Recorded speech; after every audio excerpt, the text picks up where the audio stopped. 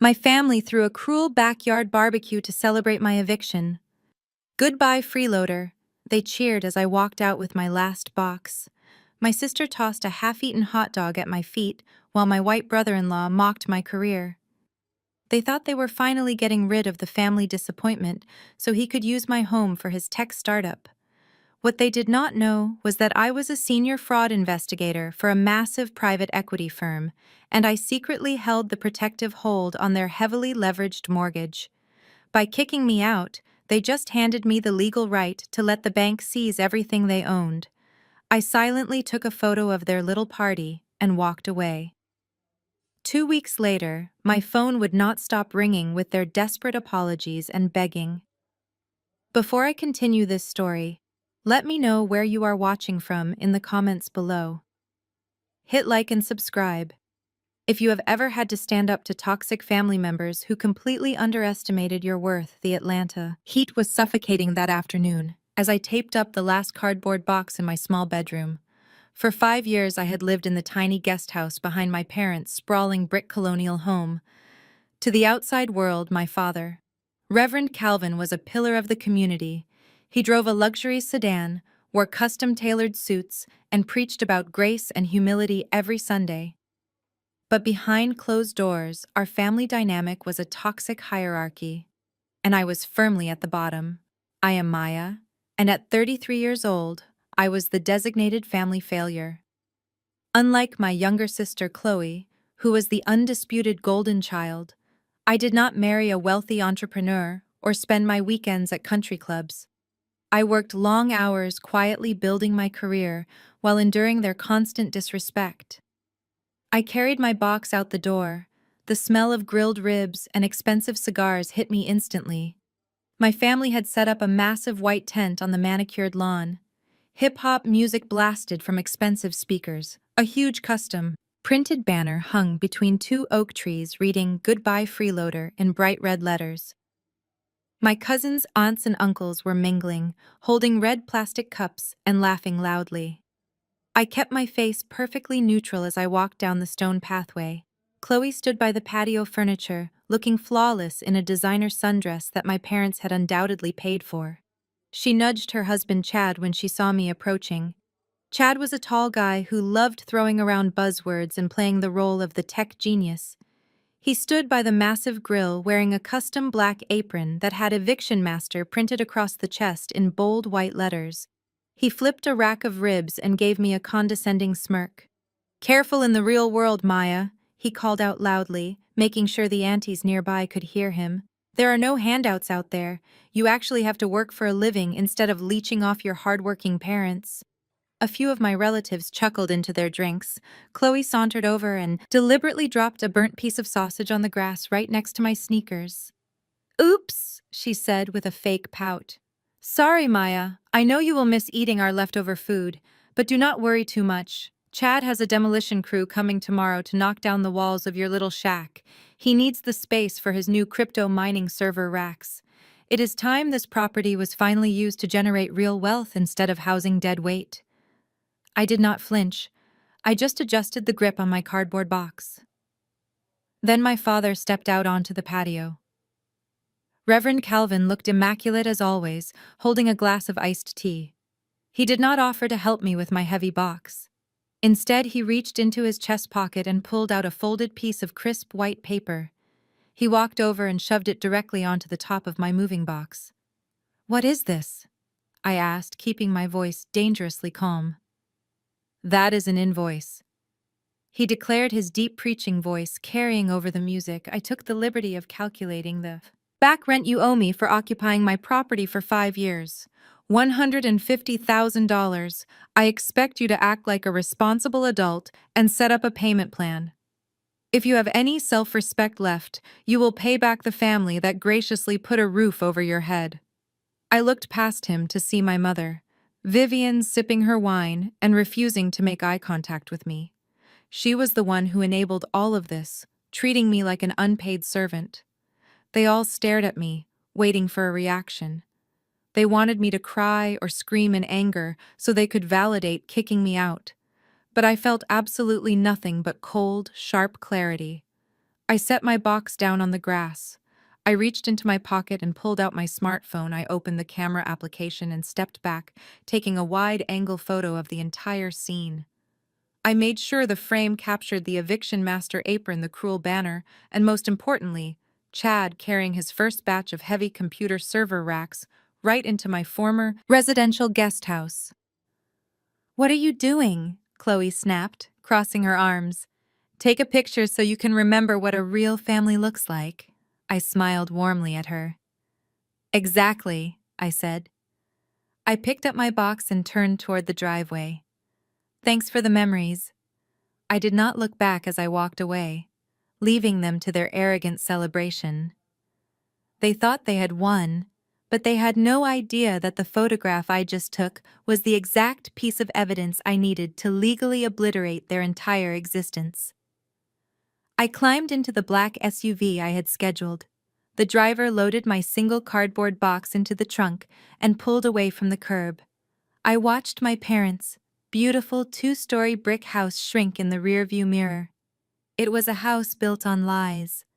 To the entire congregation of his mega church, Reverend Calvin was a shining beacon of financial responsibility and spiritual wealth. He preached weekly sermons about generational prosperity and divine favor. But the dark truth was that my father was secretly drowning in massive debt. He had quietly remortgaged that pristine house 3 separate times to fund his expensive lifestyle. He bought custom-tailored suits, luxury vehicles, and threw lavish dinner parties just to desperately keep up outward appearances for his wealthy friends. And then there was my mother, Vivian, who always made sure my younger sister, Chloe, never felt the painful sting of our hidden financial ruin. Chloe always got the best of everything, regardless of the cost it brought to anyone else. I vividly remember the day I found out my mother had emptied my college savings account. I had worked part-time jobs since I was 15 years old, carefully depositing every paycheck into an account I thought was secure. When I turned 18 and needed the funds for my university tuition, the money was gone. Vivian had transferred every dollar to pay for the extravagant deposit on Chloe's destination wedding to Chad. When I confronted them in the kitchen, my mother simply crossed her arms and coldly told me that Chloe needed a perfect wedding to secure a wealthy husband, and that I was smart enough to take out massive student loans. That was the day I realized I was not a daughter to them anymore. I was just a financial resource. They could mine whenever they wanted, but I did not break under their pressure. I took out those loans. I worked 3 jobs and I graduated at the top of my class with a degree in forensic finance. I leaned my head against the cool leather seat of the vehicle and took a deep breath.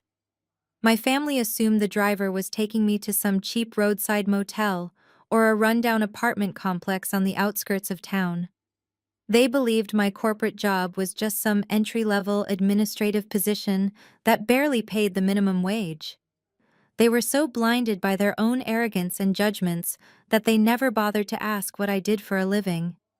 The black SUV merged onto the highway and sped toward the glittering skyline of downtown Atlanta.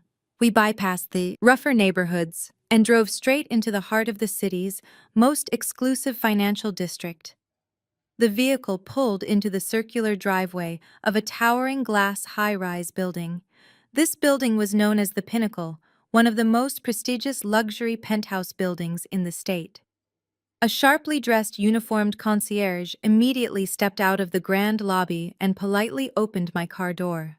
"Welcome home, Miss Maya," he warmly said, with a highly respectful nod, quickly reaching down for my pathetic single cardboard box. I quietly thanked him and confidently walked through the sprawling imported marble lobby.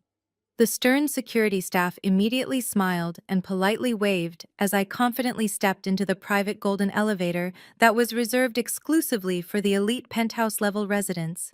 The heavy elevator doors quietly opened directly into my massive ultra-modern private apartment.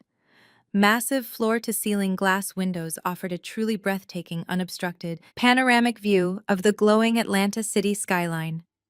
My personal private chef had already prepared a delicious light dinner that was currently waiting on the massive granite kitchen island. But I completely ignored the food and walked straight past it. I went directly down the long hallway to my secure home office and sat down heavily at my massive solid oak work desk. I reached deep into my leather bag and carefully pulled out my heavily encrypted corporate work laptop. I am a senior risk analyst and lead fraud investigator for Vanguard Heritage, easily one of the absolute largest and most ruthless private equity firms in the entire country. My powerful firm specifically specializes in aggressively buying up distressed debts and failing commercial mortgages. I quickly booted up the powerful machine and smoothly bypassed the advanced biometric fingerprint security protocols. The bright screen suddenly glowed to life, instantly displaying the highly complex internal financial database of the massive firm. I rapidly typed my long administrative password and successfully accessed the heavily restricted client asset portal. My fingers moved incredibly quickly across the glowing keyboard as I intentionally searched for a very specific residential portfolio. I deliberately opened a massive digital file clearly labeled Calvin Family Trust. There on the bright screen was every single humiliating financial detail of my ignorant father's fake life. His numerous maxed out premium credit cards, his consistently missed luxury car payments, and most importantly, his hopelessly leveraged residential mortgage. For the past 5 exhausting years, my massive firm had secretly owned the entire crushing debt on his precious brick house. And for 5 long, unappreciated years, I had quietly used my high executive clearance to personally place a protective do not foreclose hold on the failing account. I had been single-handedly stopping the aggressive bank from kicking them out onto the street. I looked at the photograph I had just taken of Chad carrying his business equipment into my residential guest house. It was a direct violation of the mortgage agreement. They had just given me the legal justification I needed. I moved my mouse over the protective hold status. With one click of a button, the green shield icon vanished from the screen. The account immediately updated its status to critical default. The system automatically generated a foreclosure initialization sequence that would be sent to the local authorities by morning. I closed the laptop. "You are on your own now, Dad," I whispered. I leaned back in my leather chair and watched the foreclosure sequence securely lock itself into the firm network. Just as the final confirmation screen illuminated my darkened office, my personal cell phone buzzed violently on the oak desk. The bright screen displayed a new incoming text message, notification from Chloe. She had sent a massive high-definition video file. I calmly picked up the device and tapped the screen to play the footage. The video immediately opened to show the interior of my former tiny guest house. The space was already completely unrecognizable. Chad was standing in the center of the small room, wearing a cheap yellow construction hard hat backwards and aggressively swinging a heavy steel sledgehammer right into the drywall of my old bedroom. A massive cloud of white plaster dust violently filled the air as the wall violently crumbled down to the wooden floorboards. Chloe flipped the phone camera angle around to show her own perfectly made-up face. She was chewing gum loudly and holding a ridiculously oversized iced coffee. "Look at this glorious destruction!" She practically squealed right into the phone microphone. "We are finally cleansing this entire property of your depressing loser energy." Maya Chad is currently tearing down these absolutely worthless walls to make room for his massive industrial crypto mining servers. He already ordered 50 heavy-duty mining rigs and a massive commercial cooling system to be delivered tomorrow morning. We are officially transforming your pathetic little sad shack into a legitimate tech enterprise. She flipped the camera angle back to Chad, who dramatically dropped the heavy sledgehammer and arrogantly flexed his arms for the lens. "Tell her the business plan, baby," Chloe enthusiastically encouraged him. Chad smirked directly into the camera, wiping fake sweat from his forehead. "It is all about maximizing asset utility. Maya," he breathlessly bragged. "You lived here for 5 long years and generated absolutely zero capital for the family. I am going to turn this residential space into a decentralized financial powerhouse. Do not worry, though. When Chad Tech LLC goes public next year, I might just hire you to sweep the server room floors." The video abruptly ended with the sound of their incredibly annoying synchronized laughter. I sat perfectly still in the quiet luxury of my penthouse office, letting the profound stupidity of their arrogant actions completely wash over me. They were so incredibly arrogant that they were literally documenting their own federal crimes and freely sending the hard evidence directly to a senior financial fraud investigator. My sister thought she was hurting my feelings by showing me the destruction of my former living space. Instead, she had just handed me the final nail for their collective coffin. Operating a commercial crypto mining facility inside a zoned residential neighborhood was a massive violation of city ordinances. Doing major demolition without an approved city permit was another massive violation.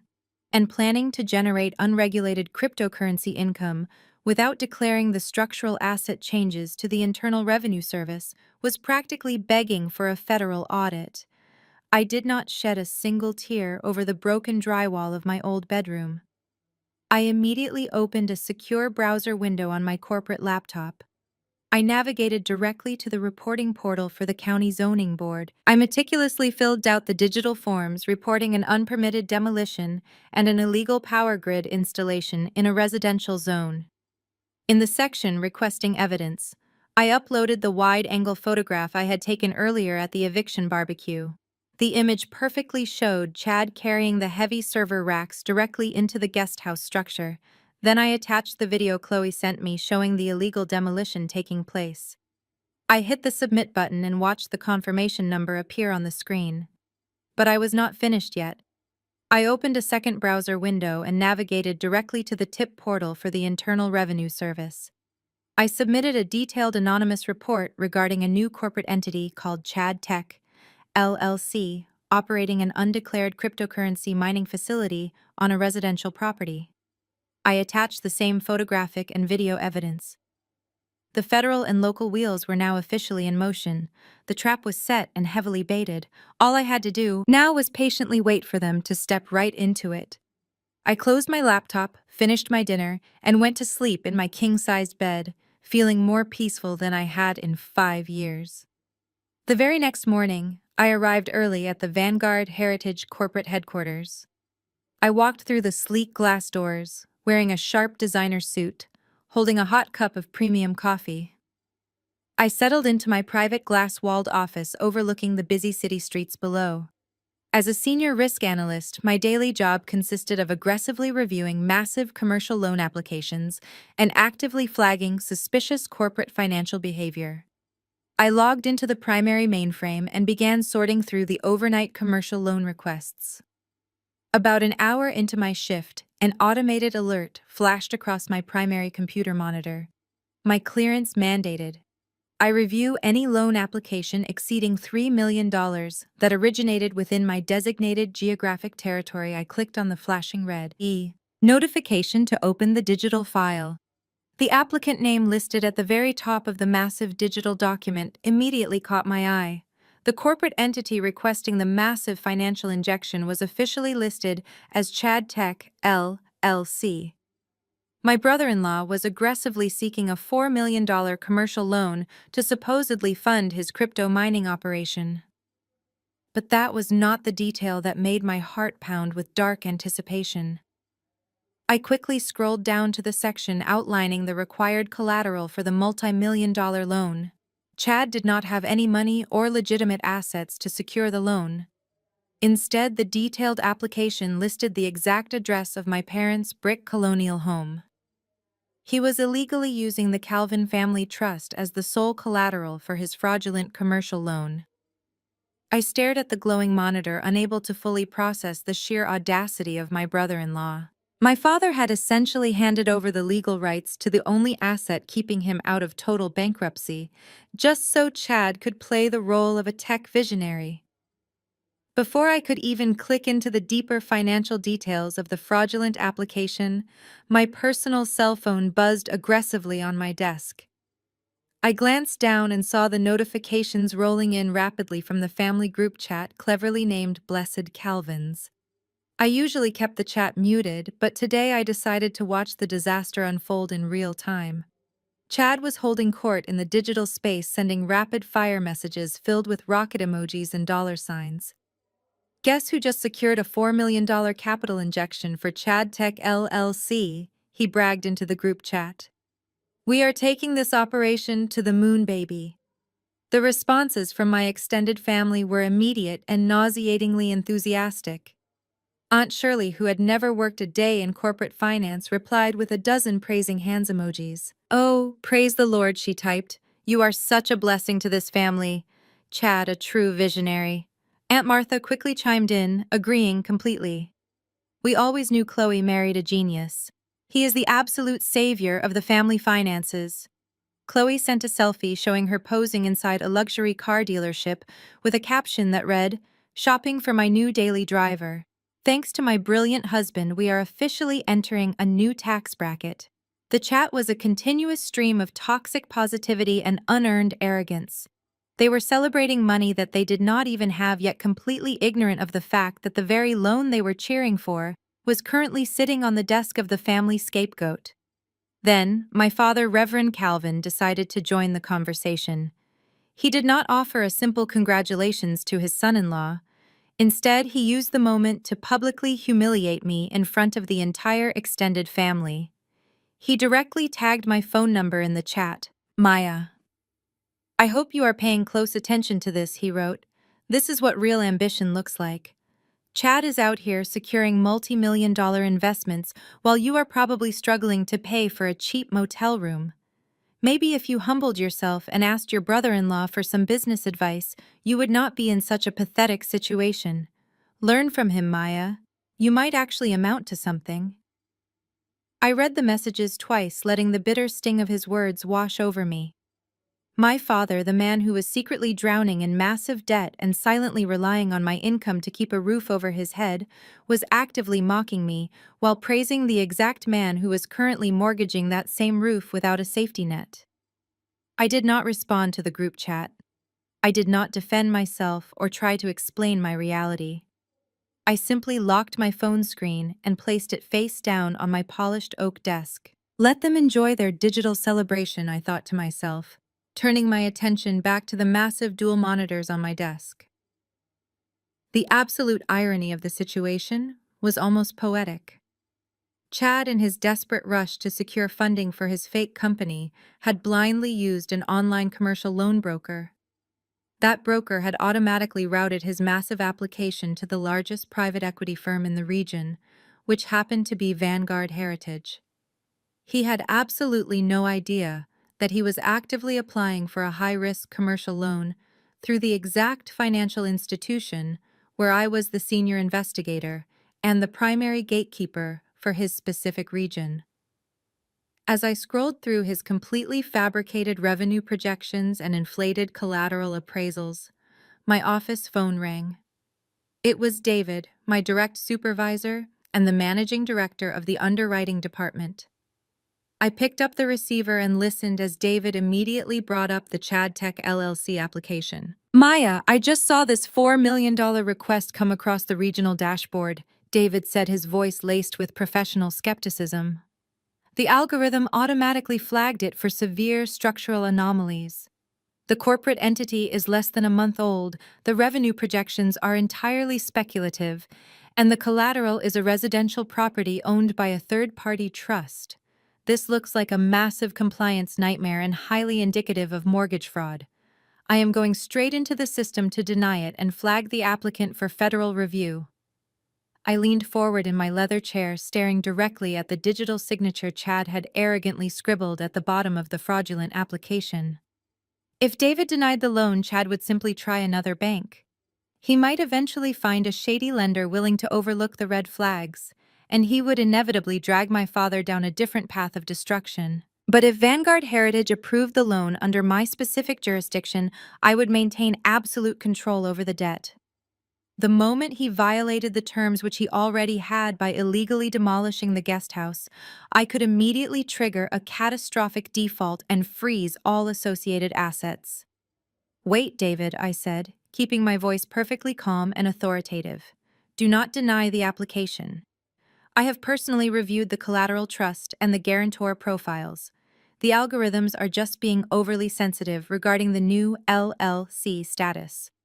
I will take full executive responsibility for this specific portfolio, override the high-risk flags, and push the approval through to the final funding stage. David hesitated for a brief moment, clearly surprised by my unusual request. "Are you entirely sure about this, Maya?" he asked cautiously. "This is a highly exposed $4 million risk. If this guy defaults, it will be a massive mess for the firm." I looked down at my phone, which was buzzing again with another arrogant message from Chloe bragging about her future mansion. I smiled a cold, calculated smile. "I am absolutely sure, David," I replied, my voice steady and completely devoid of mercy. "Approve it. Let them have the rope." 72 hours later, the automated confirmation notification glowed green on my secondary monitor. The $4 million commercial loan had officially bypassed the final underwriting stage, and the massive funds were successfully wired directly into the primary checking account of Chad Tech LLC. I watched the digital transaction clear the Federal Reserve System with a profound sense of dark satisfaction. My arrogant brother-in-law was now officially holding $4 million of highly monitored institutional capital securely tied to a legally binding contract that he had already actively violated. The moment the massive wire transfer was complete, the digital footprint of his reckless financial spending became instantly visible on my secure internal tracking dashboard. He did not immediately invest the capital into his supposed commercial crypto mining infrastructure.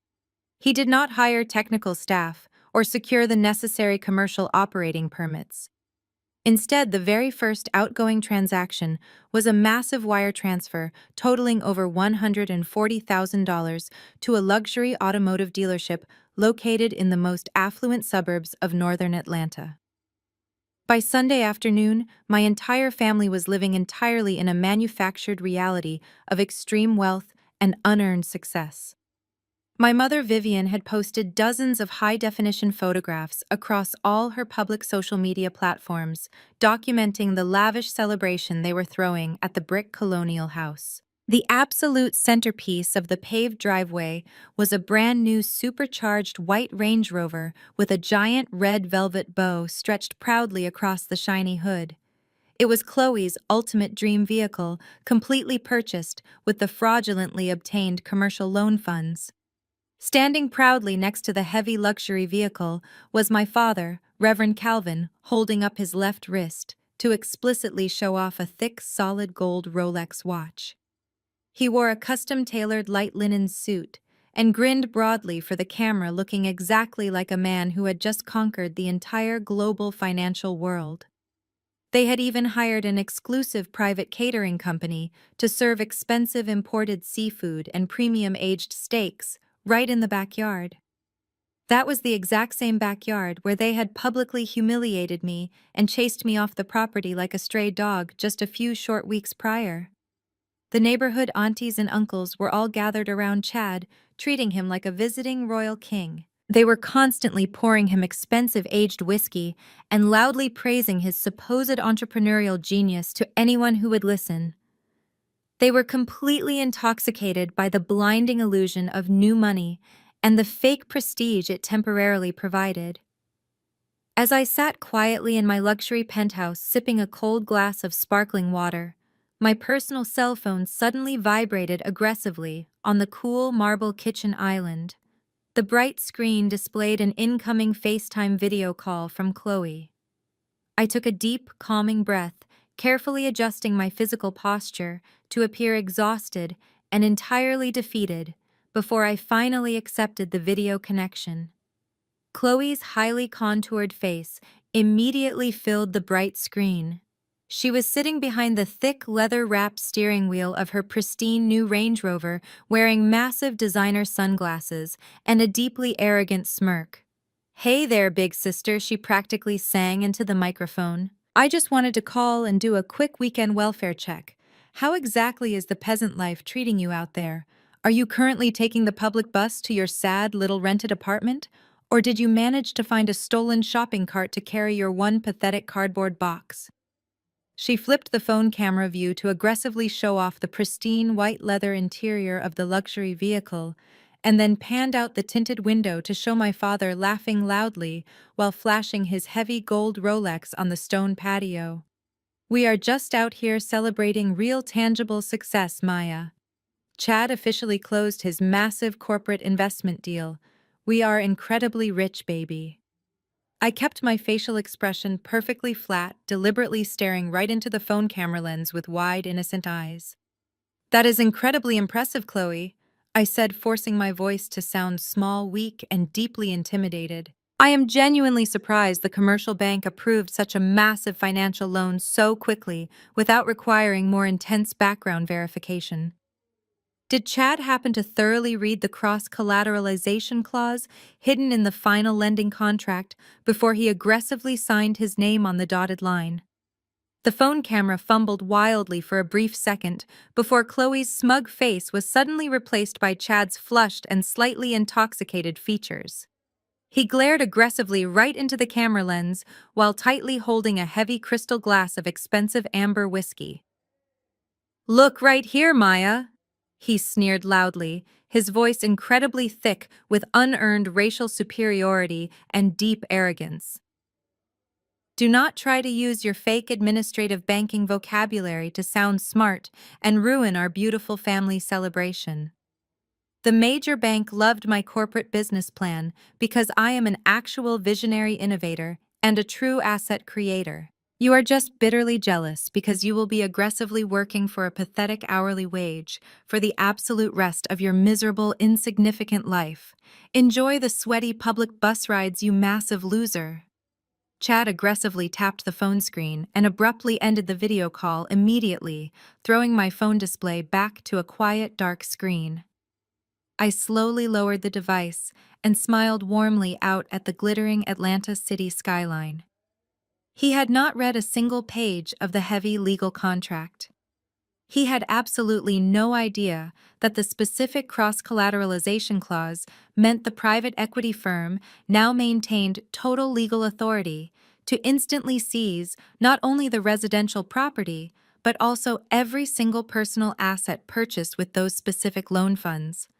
That included the shiny white Range Rover, the solid gold Rolex watch, and the bank balance. The massive fuse was officially lit, and my incredibly toxic family was happily dancing right on top of a massive ticking legal bomb that would detonate.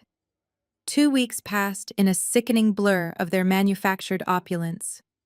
My sister continued to aggressively flood her social media pages with high-definition pictures of her designer shopping bags, premium spa days, and that incredibly shiny new white Range Rover parked right in my parents' front driveway. Chad was incredibly busy transforming my former quiet living space into a deafeningly loud industrial sauna. He had successfully installed the massive commercial crypto mining servers, which required highly illegal and dangerous modifications to the residential power grid just to keep the heavy cooling systems running.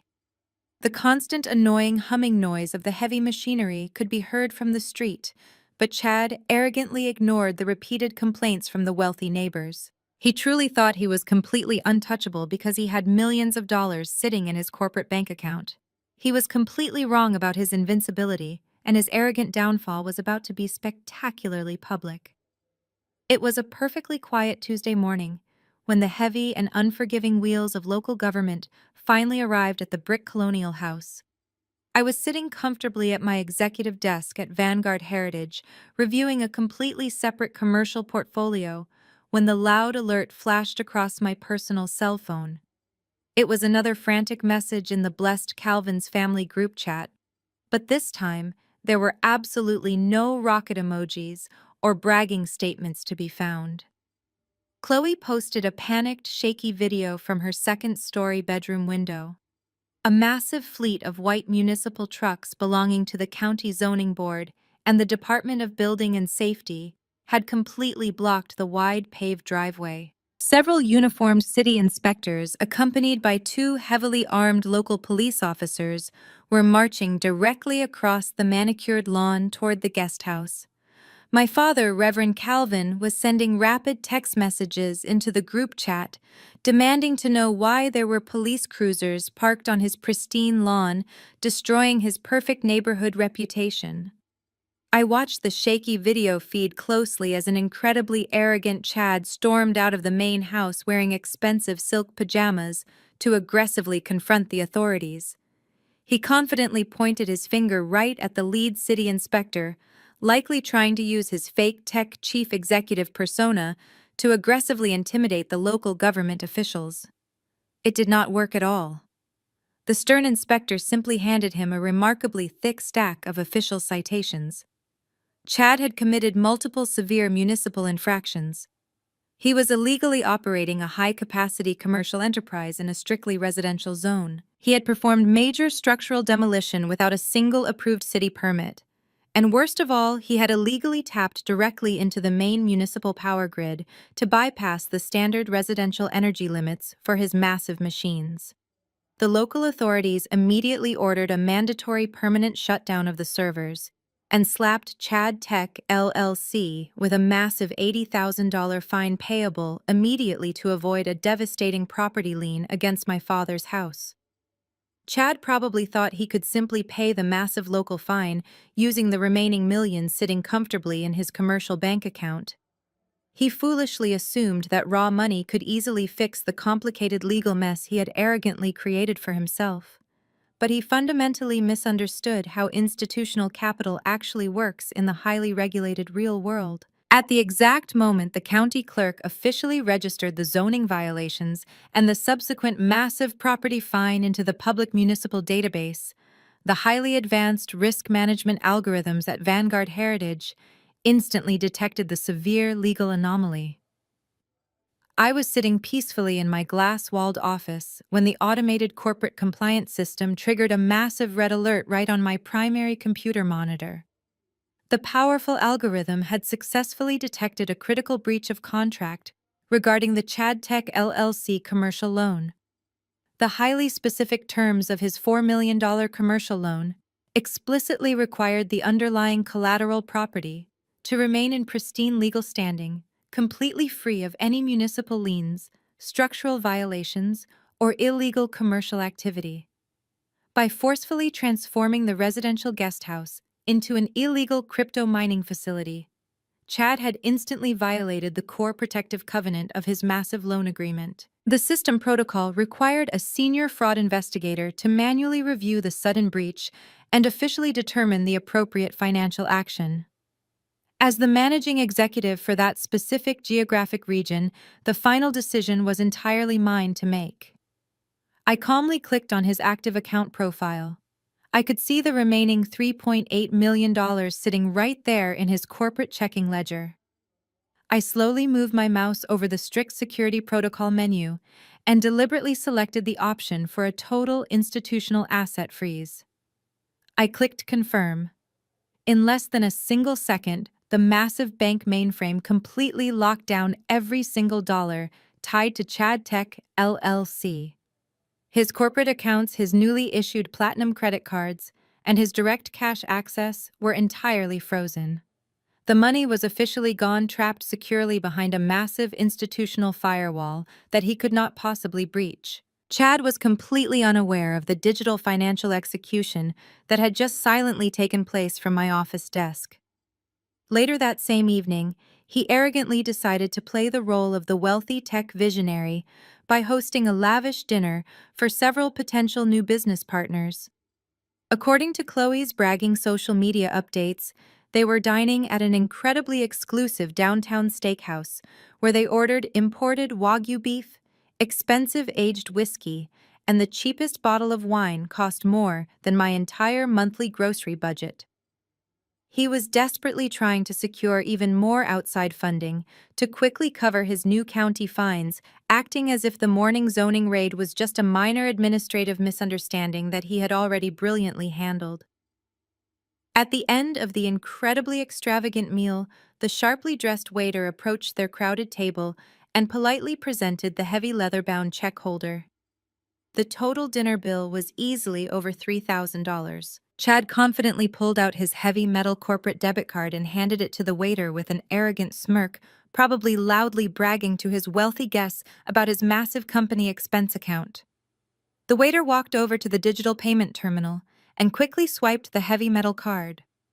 The machine immediately beeped loudly, displaying a bright red declined notification on the glowing screen.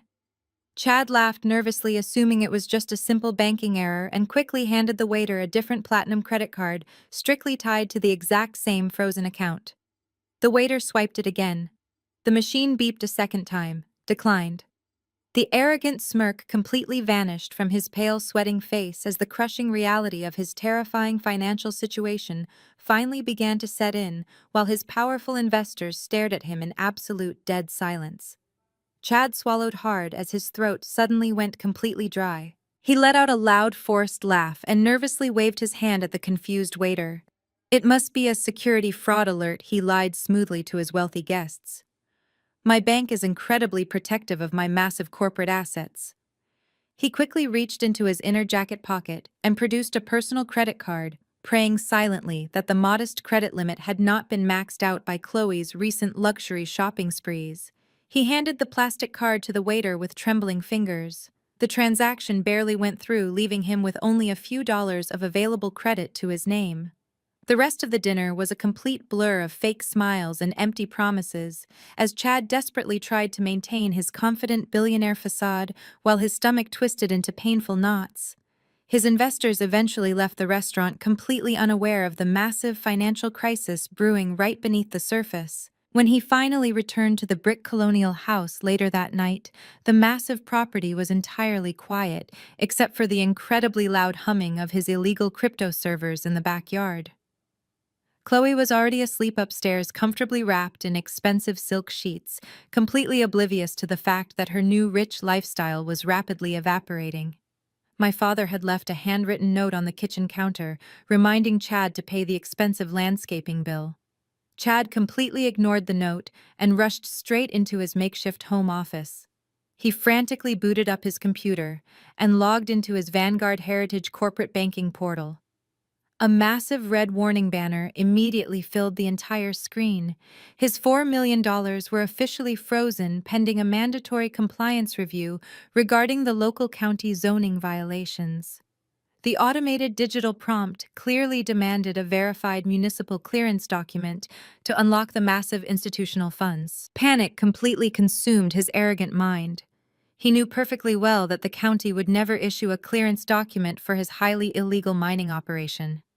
The massive $80,000 fine was still unpaid and actively accruing daily interest penalties. If he did not unfreeze those funds immediately, his new company would instantly collapse and his massive fraud would be exposed to the entire family. But Chad firmly believed he was infinitely smarter than everyone else, especially some faceless banking algorithm. He quickly searched the internet and found a standard municipal zoning permit from a completely different local business. He downloaded the digital document and opened an advanced editing program. For the next 3 hours, he meticulously altered the dates, the property address, and the official inspector's signatures. He forged the official county seal and completely fabricated a fake approval code indicating that the guesthouse servers were fully compliant with all local residential regulations. He arrogantly assumed the massive private equity firm used basic automated software to blindly scan uploaded compliance forms and checkboxes. He had absolutely no idea that every single high-risk document was manually reviewed by human experts.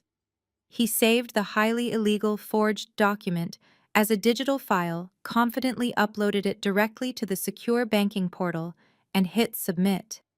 He leaned back in his expensive desk chair and exhaled deeply, genuinely, believing his brilliant technical skills had just successfully outsmarted the entire global financial system. He went to sleep that night feeling like an untouchable genius. The following morning, I arrived at my glass-walled office at Vanguard Heritage holding a fresh cup of premium coffee. I had barely taken my first sip when my primary computer monitor chimed softly in the quiet room. A secure notification popped up on my regional dashboard indicating that Chad Tech LLC had successfully submitted supplementary compliance documentation for my personal review. I calmly set down my coffee mug and clicked the flashing alert. The digital file opened instantly on my large, high-resolution screen. I stared at the forged zoning permit and could not stop a genuine smile of pure satisfaction from slowly spreading across my face. It was an incredibly sloppy forgery. His arrogance had made him careless. He had used the wrong municipal font for that specific county district, and the inspector's signature he copied actually belonged to an official who had formally retired over 3 years ago. The digital barcode he pasted at the bottom of the page linked to a completely unrelated commercial bakery permit from a different zip code. He had even misspelled the name of his own street in one of the forged paragraphs. My brother-in-law was not just incredibly arrogant. He was dangerously stupid. Submitting a forged government document to a heavily regulated institutional bank across state digital lines to unfreeze a multi-million-dollar commercial loan was not a simple administrative mistake. It was the textbook legal definition of severe federal wire fraud and aggravated bank fraud.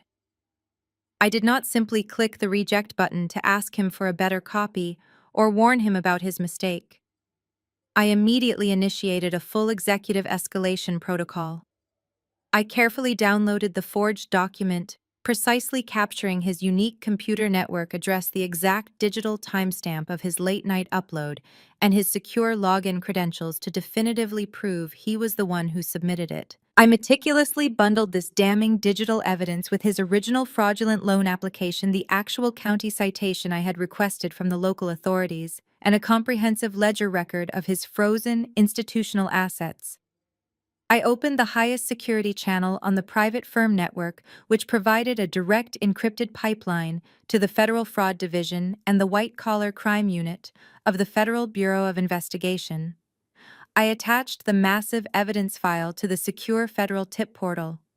I filled out the mandatory institutional reporting forms, clearly outlining his attempt to defraud a federally insured institution using fabricated government seals. With one decisive keystroke, I officially transferred jurisdiction of his criminal actions from my private corporate firm directly to the United States federal government.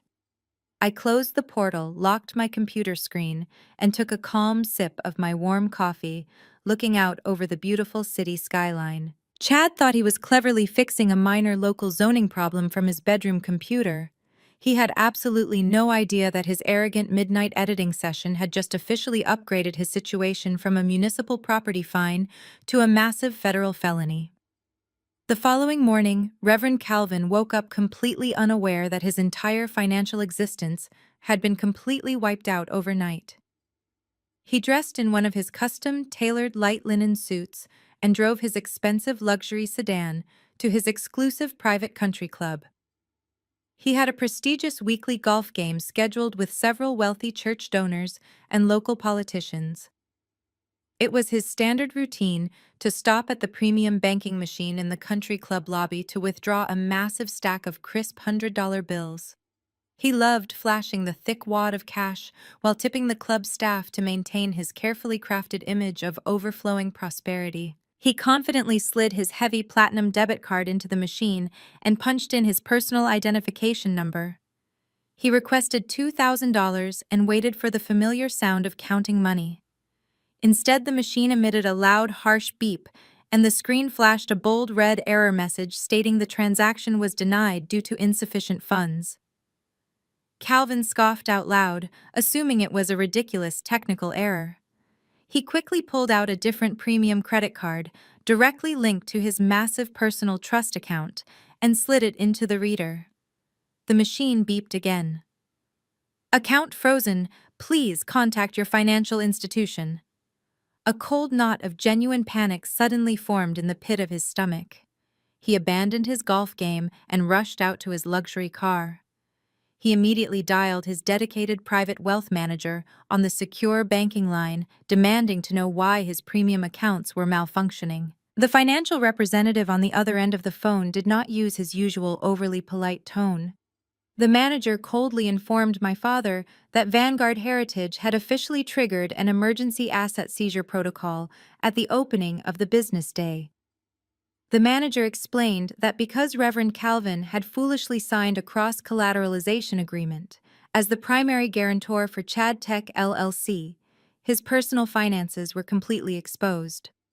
Chad had critically defaulted on the multi-million-dollar commercial loan and was now actively under federal investigation for submitting forged government compliance documents. Therefore, the private equity firm had legally exercised its right of offset. Every single penny in my father's personal checking accounts, his retirement savings, and his emergency church funds had been forcefully drained to cover the massive administrative penalties and immediately secure the high-risk collateral. His available balance was absolutely zero. Calvin dropped his phone on the passenger seat and gripped the leather steering wheel as his chest violently tightened. His entire fake world was rapidly collapsing around him. He realized with absolute horror that the brilliant tech genius son-in-law he had been publicly praising had just secretly destroyed his entire life. Calvin recklessly sped all the way back to the brick colonial house, ignoring several traffic lights in his desperate panic. He slammed his luxury car into the driveway, completely ignoring Chloe's shiny white Range Rover, and sprinted up the stone steps. He violently threw open the heavy oak front doors of the house, breathing heavily and sweating completely through his expensive tailored suit. He found Chad casually sitting at the massive granite kitchen island, wearing expensive athletic clothes and eating a bowl of imported fruit. Chloe was standing nearby, happily scrolling through her social media feed on her new phone. Calvin did not hesitate. He marched directly into the kitchen and violently swept his arm across the granite counter, sending Chad's expensive fruit bowl shattering against the hardwood floor. Chad jumped back in shock, demanding to know what was wrong with him. Calvin screamed at the top of his lungs, completely dropping his calm, peaceful pastor persona. He loudly demanded to know exactly what Chad had done with the commercial loan. He screamed that his entire life savings were completely gone, and his bank accounts had been entirely seized because of the fraudulent crypto mining company. Chad went completely pale and started stammering uncontrollably. He nervously tried to lie his way out of the confrontation, claiming it was just a minor administrative glitch and that the bank was simply doing a routine security audit. Chloe immediately stepped between them, fiercely defending her husband. She yelled at our father, telling him he was being completely irrational and that Chad was a brilliant businessman who was going to make them all billionaires. The intense screaming match echoed loudly through the large, empty house. The sheer volume of the chaotic argument immediately brought my mother, Vivian, rushing down the grand wooden staircase. She was clutching her expensive silk morning robe and demanding to know why her peaceful morning was being violently interrupted. Calvin desperately tried to explain the massive financial catastrophe to his wife. He told her that Chad had committed severe bank fraud and dragged their entire family into a massive legal disaster. But Vivian refused to listen to the harsh reality. She immediately rushed over to Chad and wrapped her arms protectively around him. She glared angrily at her husband and loudly blamed the supposedly corrupt banking system. She confidently declared that the massive institutional banks were simply intimidated by Chad's incredible entrepreneurial talent and were aggressively trying to steal his brilliant ideas. She told Calvin to have faith in his family and to stop attacking the only person who was actually bringing real wealth into their home. She blindly refused to accept that her golden child had married a complete financial parasite. Calvin stood alone in his own kitchen, staring at his delusional wife and his incredibly arrogant daughter. He realized he had spent his entire life protecting and enabling these toxic people, and now they were actively defending the very man who had just financially ruined him. The family was completely fracturing right before his eyes. He opened his mouth to order Chad to pack his bags and get out of his house forever. But before he could speak a single word, a series of incredibly loud and aggressive knocks violently shook the heavy oak front door. It was not a polite neighborly knock. It was the distinct heavy pounding of law enforcement. The entire family froze in absolute silence. Calvin slowly walked out of the kitchen and pulled open the front door. Standing on the front porch were two stern-looking men wearing dark business suits and displaying heavy gold badges pinned to their belts. The lead agent held a thick stack of official legal documents in his hand.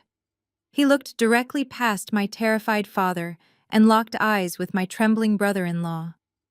The agent loudly announced that he was with the Criminal Investigation Division of the Internal Revenue Service. He stated clearly that he was there to officially serve a federal subpoena to Chad for multiple counts of aggravated wire fraud and the illegal forgery of government documents. The devastating legal bomb had finally detonated right on their perfect front porch. Chad took the thick stack of legal documents from the federal agent with violently trembling hands. He could not speak a single word. The two stern agents turned around and walked back down the pristine paved driveway, leaving the heavy front door wide open. The heavy, suffocating silence that immediately followed was completely unbearable. Chloe violently snatched the official papers right out of her husband's hands. Her eyes frantically scanned the bold legal text. Words like federal indictment wire fraud and mandatory court appearance jumped completely off the pages. The expensive designer sunglasses she was wearing slipped down her nose as her flawless, arrogant facade completely crumbled. "You forged a government document!" she screamed at the top of her lungs, her voice echoing through the quiet luxury neighborhood. "You told me you were a brilliant tech visionary. You told me we were rich. You are nothing but a common criminal, and you have completely ruined my life." Chad desperately tried to grab the legal papers back, nervously stammering about a massive misunderstanding and arrogantly claiming his corporate lawyers would easily fix the minor administrative error. But Chloe was completely hysterical now. She threw the heavy subpoena directly at his chest and aggressively pushed him backward. "You do not even have a corporate lawyer!" she yelled violently, shoving him again. "Your credit cards were just declined at the exclusive steakhouse, and your bank accounts are completely frozen. You lied to me about absolutely everything." My mother Vivian rushed forward desperately, trying to physically separate them. She frantically begged Chloe to lower her voice and remember their wealthy neighbors, but the damage was already done. Several people next door had already stepped out onto their front porches to eagerly watch the chaotic public spectacle unfold.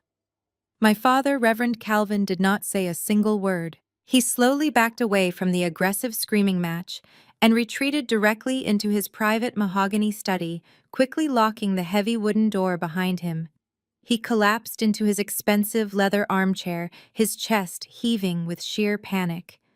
It was not just the crushing financial ruin that terrified him. It was the absolute destruction of his carefully crafted public image. He was the highly respected pastor of a massive community church. He had spent decades preaching about moral superiority and divine financial blessings. Once the church elders and his wealthy congregation found out that his son-in-law was a federally indicted fraudster and that their beloved pastor was secretly bankrupt, his entire career would be instantly over. The bank was going to publicly foreclose on his beautiful home, and his name would be plastered all over the local evening news. He buried his face in his trembling hands, realizing that his pride and his blind favoritism had led him directly into a massive, inescapable trap. Calvin knew he had to act immediately before the local media caught wind of the federal subpoena. He reached for his desk phone and frantically dialed the emergency number for his high-priced corporate attorney. The lawyer answered immediately, having already received the automated default notices from the massive private equity firm. Calvin desperately pleaded with the attorney, demanding a massive legal injunction to protect his personal assets and stop the looming house foreclosure. He loudly blamed Chad for the entire catastrophic mess and insisted that his family trust was completely separate from the fraudulent crypto mining company. But the attorney cut him off with a harsh and unforgiving tone. "Calvin, you willingly signed the cross-collateralization agreement as the primary financial guarantor," the lawyer explained coldly. "Your signature is on the final legal contract right next to his." Vanguard Heritage holds the absolute legal right to seize your home and completely drain your accounts to cover his massive default. There is absolutely no legal loophole you can use to magically escape this situation. You are completely tied to his federal crimes. Calvin felt the room spinning. He desperately asked the lawyer if there was any possible way to negotiate a settlement or slowly pay off the massive penalty over the next 20 years. The lawyer sighed deeply through the phone receiver.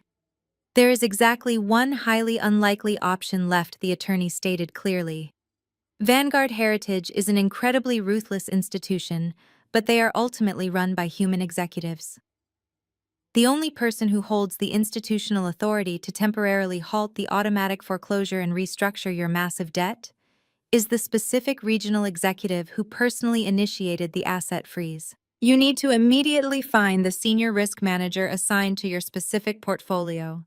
You cannot call them and you cannot send an email. You need to physically walk into their corporate headquarters located downtown, get down on your knees, and beg that specific executive for a financial restructuring deal. It is your only chance to save your house and your public reputation. Calvin hung up the heavy desk phone, his mind racing with desperate hope. He did not care how much he had to grovel or how much pride he had to swallow. He was fully prepared to use his charismatic pastor persona to deeply manipulate the banking executive into granting him a financial pardon. He quickly stood up, straightened his expensive linen suit, and aggressively marched back out into the chaotic living room.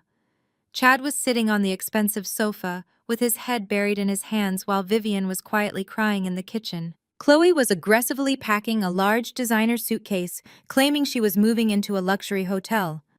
Calvin walked directly over to his golden child and forcefully grabbed the suitcase out of her hands. "Stop this pathetic crying immediately," he commanded, his booming pastoral voice echoing through the large room.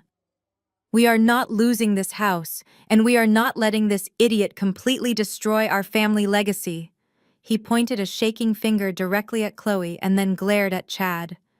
"Get dressed," he demanded. "Put on your absolute best clothes. We are going downtown to the private equity firm right now.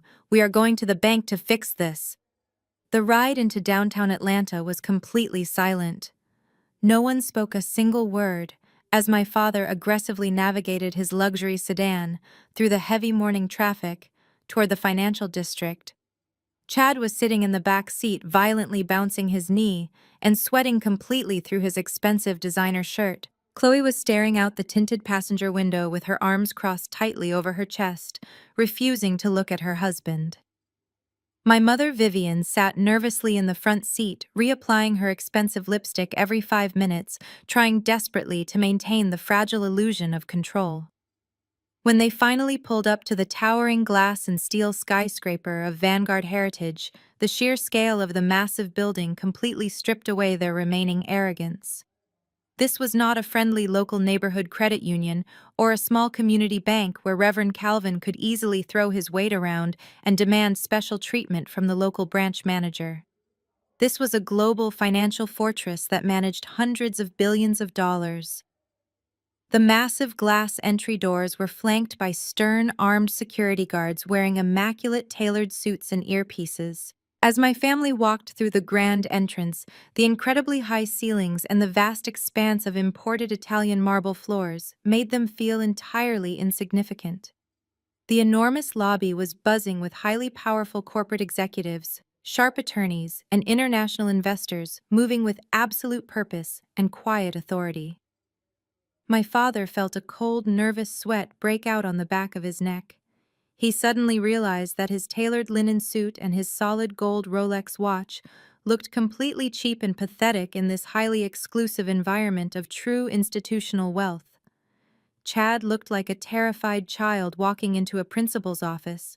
The heavy federal subpoena was carefully folded and hidden deep inside his jacket pocket, but it felt like a massive lead weight pressing directly against his chest, making it incredibly hard to breathe. They slowly approached the main reception desk, which was a massive curving slab of polished black granite. My father cleared his throat, attempting to project his booming pastoral voice, but it came out as a weak, nervous rasp. He told the intimidating receptionist that he urgently needed an emergency meeting with the regional executive in charge of the Chad Tech LLC portfolio and the Calvin Family Trust. The receptionist did not smile or offer any polite pleasantries. She simply asked for their official government identification and typed rapidly on her glowing computer terminal. The cold efficiency of the massive building was completely suffocating. There was no special treatment for a local church pastor here. A silent security guard escorted them to a private golden elevator that shot them directly up to the highly restricted 50th floor of the executive tower. The private executive waiting area was incredibly quiet, featuring expensive minimalist leather furniture and massive floor-to-ceiling windows overlooking the sprawling city below. They awkwardly sat down on the pristine leather sofas, feeling completely out of place. The heavy, agonizing silence was quickly broken by their frantic, hushed whispering. Chad leaned forward, resting his elbows on his knees, and nervously wiped the heavy sweat from his forehead. "Listen to me," he whispered aggressively, trying desperately to reclaim his shattered alpha persona. "I know exactly how these high-level corporate guys think. The senior risk manager is probably just some rigid older tech bro who only cares about aggressive profit margins and rapid scalability. I speak their exact language. If I just get in the room and pitch my massive vision for the decentralized server farm, I can easily charm him into restructuring the debt and dropping the federal charges. I just need to use the right financial buzzwords to show him I am a serious player in the tech space. I can totally flip this situation around." Chloe let out a harsh, bitter laugh that echoed slightly in the quiet waiting room. "You are completely delusional, Chad," she hissed venomously, her eyes filled with absolute disgust. "You do not even have a real company. You just forged a government document from your bedroom computer like a common criminal. You are not a tech visionary, you are a massive liability, and you are going to federal prison." My father violently grabbed Chad's arm, digging his fingers deeply into the expensive fabric of his shirt. "You will not say a single word in this meeting," Calvin threatened, his voice shaking with absolute rage and deep panic. "You will sit down, keep your mouth completely shut, and let me handle the negotiation. I am a highly respected community leader, and I will demand professional courtesy from this bank manager. I will promise to cover the fines through my church donations if I have to, but you will not ruin this with your stupid, arrogant tech garbage. You have already destroyed my entire life savings and put a federal target on my back." Vivian frantically shushed them all, desperately looking around to see if any of the wealthy executives walking past the glass walls were watching their pathetic family melt down. She nervously smoothed her designer skirt and told everyone to put on a brave face because they were still a family of high status. Before the bitter argument could escalate any further, the heavy frosted glass doors of the waiting room slowly slid open. A sharply dressed executive assistant stepped into the room holding a sleek digital tablet. Reverend Calvin, the assistant, announced clearly, breaking the suffocating tension in the room. "The senior fraud investigator has reviewed your emergency request. The executive will see you all now in conference room A. Follow me, please." The executive assistant turned sharply on her designer heels and led them down a long, sprawling corridor. The hallway was incredibly intimidating, with thick imported wool carpets that completely absorbed the sound of their footsteps. Modern abstract art hung on the pristine white walls, subtly communicating the massive wealth and unyielding power of the global financial institution. My family followed behind her in a tight, anxious cluster. My father, Reverend Calvin, kept nervously adjusting the collar of his tailored linen suit, which was now entirely damp with cold sweat. He kept clearing his throat, trying to mentally prepare his most charismatic pastoral voice. Chad was breathing heavily, walking with a stiff, unnatural gait, as the heavy federal subpoena burned a metaphorical hole right through his jacket pocket. My mother Vivian and my sister Chloe linked their arms together, clutching their expensive designer handbags, like defensive shields against the overwhelming corporate atmosphere. They finally reached the end of the long corridor, where massive double doors made of frosted glass and heavy steel stood firmly closed. The assistant smoothly pushed the heavy doors open and gestured for them to step inside conference room A. The interior of the massive room was breathtakingly cold and strictly professional. The absolute centerpiece of the room was an enormous polished mahogany table that looked like it belonged in a presidential cabinet meeting. There were 20 high-backed black leather chairs perfectly aligned around the edges of the dark wood. One entire wall was made completely of floor-to-ceiling glass, offering a dizzying panoramic view of the sprawling Atlanta skyline. The family slowly filed into the room, feeling completely exposed and incredibly small against the backdrop of the massive city. They awkwardly chose seats grouped closely together on one side of the massive table. The assistant quietly exited the room, and the heavy glass doors closed behind her with a definitive click. The absolute silence in the room was deafening. Chad leaned across the table, rubbing his trembling hands together. "Listen to me, Calvin," he whispered frantically, his voice cracking with pure desperation. "When the executive walks in, I need you to let me introduce myself first. I need to establish dominance and show him that I understand complex, decentralized financial architecture. If I can just pivot the conversation toward the future equity of my company, I can definitely make this entire federal problem disappear." Calvin violently slammed his hand down flat against the polished mahogany wood. "You will absolutely not speak," he hissed venomously, glaring at his son-in-law with pure, unadulterated hatred. "You are a federally indicted criminal. You have completely destroyed my life savings. If you open your mouth and ruin my desperate negotiation, I will personally hand you over to the federal agents myself." Before Chad could offer another pathetic defense, the heavy frosted glass doors suddenly swung open. The sharp, authoritative clicking of expensive high heels echoed loudly against the hardwood floor just inside the doorway. Everyone at the table instantly froze and looked up, expecting to see a stern, older white male executive walk into the room. Instead, I stepped confidently through the heavy double doors. I was not wearing the faded jeans and cheap, oversized sweaters I used to wear when I lived in their tiny backyard guest house. I was wearing an impeccably tailored charcoal gray designer suit that fit me with absolute perfection. My hair was styled in a sleek, professional blowout, and my posture was entirely unyielding. I radiated a cold, calculated authority that demanded absolute respect from everyone in the room. I did not walk in alone. Flanking me on my right side was a tall, serious-looking corporate attorney carrying a thick leather briefcase. On my left side was the lead forensic auditor for the regional division, holding a glowing digital tablet that contained every single piece of their ruined financial existence. My family stared at me in absolute stunned silence, their brains completely short-circuited, unable to process the incredible visual contradiction happening right in front of their eyes. They had spent the last 5 years actively convincing themselves that I was a massive failure, a pathetic loser who could barely afford to feed herself. Seeing me standing inside the most exclusive boardroom of a massive global private equity firm, flanked by two highly intimidating financial professionals, completely shattered their manufactured reality. My father blinked rapidly, his mouth opening and closing silently like a suffocated fish.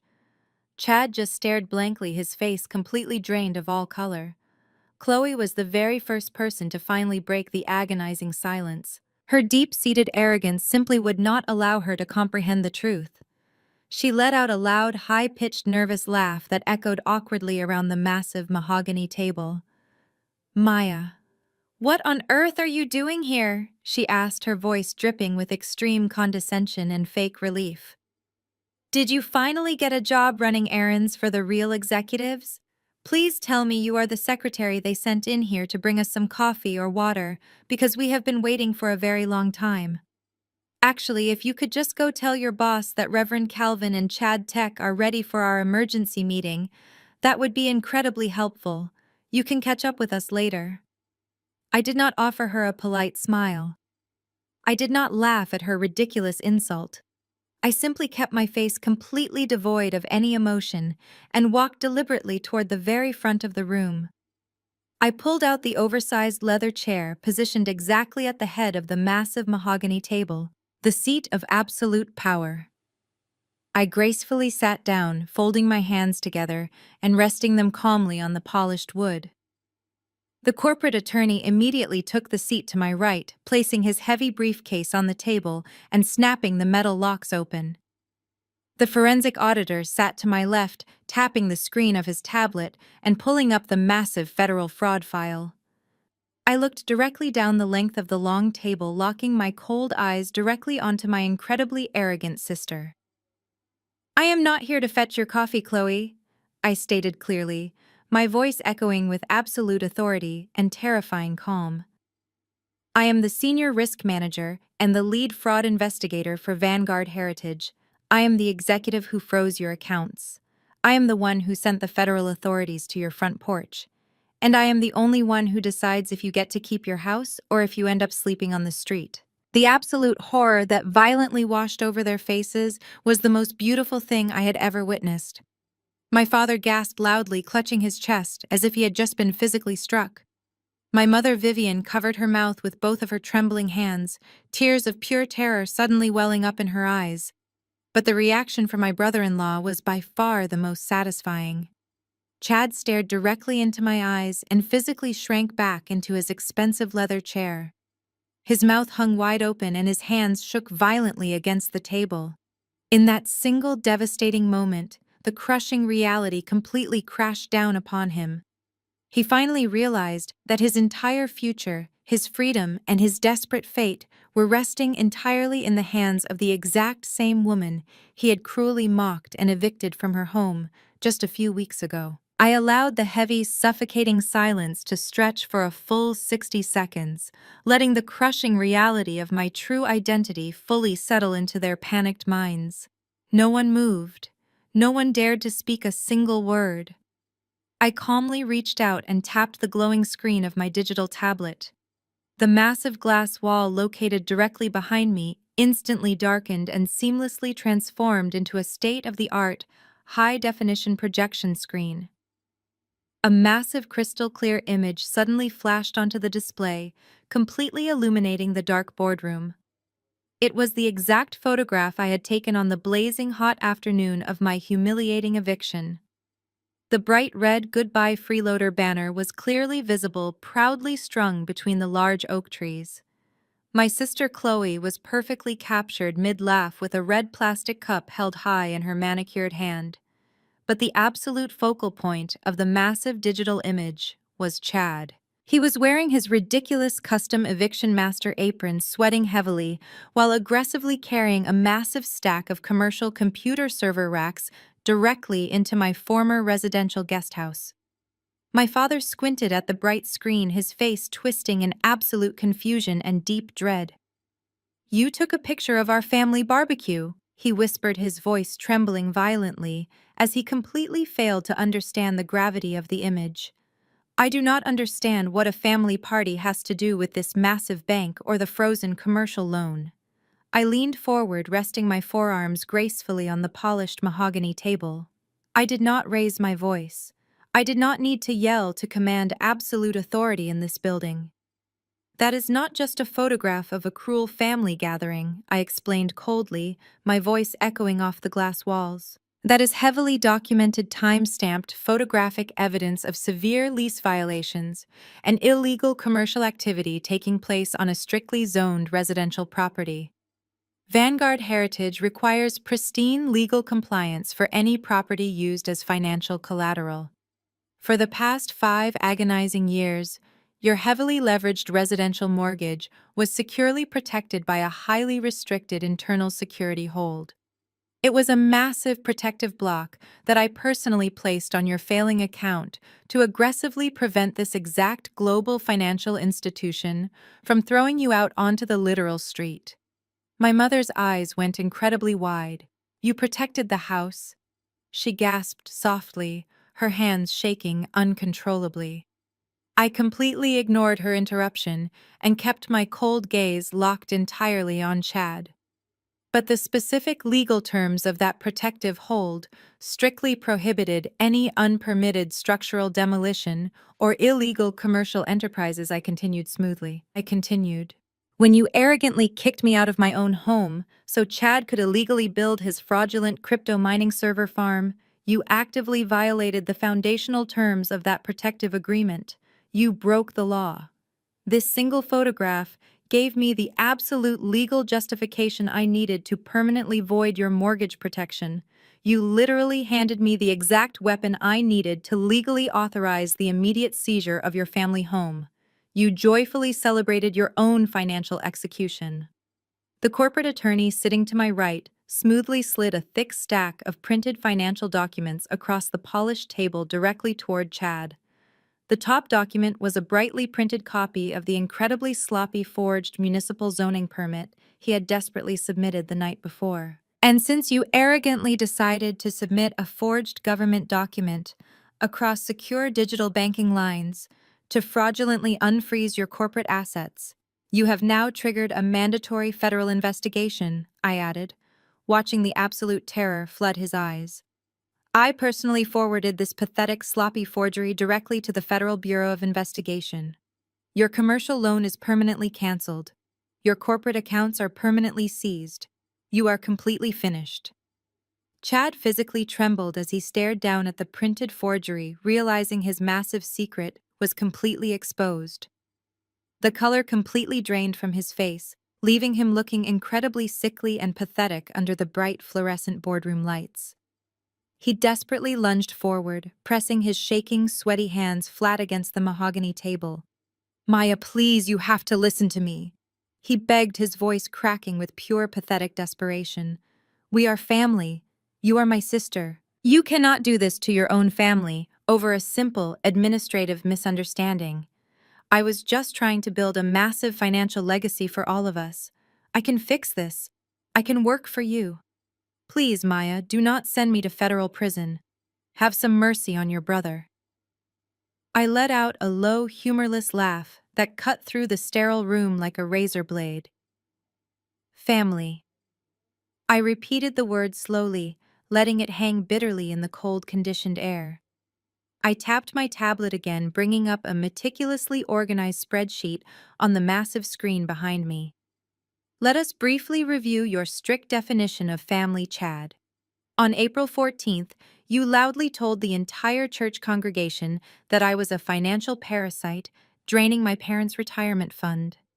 On June 2nd, you cornered me in the kitchen and told me I would never be anything more than a glorified administrative assistant because I lacked the genetic drive for real success. And just a few weeks ago, you stood in the backyard wearing that incredibly stupid apron and mocked my entire career. Careful in the real world, Maya. I quoted him with absolutely perfect, chilling accuracy. No handouts out there. You actually have to work for a living instead of leeching off your hardworking parents. I closed the spreadsheet, the screen going dark, and I stared right through his terrified, panicked eyes. You wanted me to experience the real world without any handouts, Chad. Welcome to the real world. Here there are massive, unavoidable federal consequences for your arrogant stupidity. I am simply holding you to your own highly demanding standard. Chad collapsed back into his heavy leather chair, completely defeated, openly sobbing into his shaking hands. He sounded like a terrified child. Chloe sat completely frozen beside him, staring blindly at the massive mahogany table, entirely unable to comprehend that her luxurious lifestyle was officially dead. I had completely dismantled the arrogant golden child and her fraudulent criminal husband in less than 5 minutes flat. I slowly turned my head away from the weeping tech bro and locked my icy, unblinking gaze directly onto my father. Reverend Calvin was practically hyperventilating, his hands gripping the armrests of his chair so tightly his knuckles were completely white. He knew he was next on the chopping block. I offered him a sharp, terrifying smile that did not reach my eyes. Now I said, my voice dropping to a dangerously quiet whisper. "Let us talk about the 5 years of rent you claimed I owed you." I kept my eyes locked on my father as I reached for a manila folder resting near my tablet. I slid the heavy file across the polished mahogany table until it stopped right in front of his shaking hands. "Go ahead and open it," I instructed, my voice completely devoid of any warmth. "That is the complete and unedited financial history of your community church, From exactly 4 years ago. My father stared at the closed folder, as if it were a live explosive device. He did not make a single move to touch it, so I simply continued talking. 4 years ago, your community church faced total financial collapse due to your reckless spending and your misappropriation of the church charity funds. The Board of Elders was preparing to publicly expose your deficit and force you to resign in complete disgrace. You panicked and secretly took out hidden loans against this house just to temporarily cover the missing church money and save your public reputation. But you could not afford those new loan payments either. You quietly defaulted on every single obligation you had. The original bank was preparing to publicly foreclose on the brick colonial house and expose your financial sins to the entire congregation. You thought your secret was safe because you managed to quietly transfer the debt to a private equity firm. You arrogantly assumed you had successfully outsmarted the financial system. Once again. What you never realized was that I was the executive who intercepted your distressed file when it crossed the regional desk here at Vanguard Heritage. The firm was ready to liquidate your property and throw you into the street. But I stepped in and used my executive clearance to force the firm to purchase your distressed debt, placing it securely under my personal administrative portfolio. But the bank required a solvent guarantor to authorize the protective hold on the failing account. I became your shadow guarantor. For the past 4 years, I have been quietly paying the monthly interest penalties on your fraudulent church loans out of my own six-figure executive salary. Every time you missed a payment to buy a custom suit or a new luxury car, I quietly covered the deficit to keep the bank from seizing the property. I did not live in that cramped guest house because I was a pathetic broke loser who could not afford a real apartment. I lived in that miserable backyard shack because I was funneling my entire salary into saving your public legacy from total destruction. My father turned a sickly shade of ash gray. He slumped back into his heavy leather chair, staring at me with wide, terrified eyes. He finally understood the magnitude of his stupidity. He had spent years mocking and abusing the only person who was single-handedly keeping him out of federal prison and total bankruptcy. My mother. Vivian let out an agonizing sob.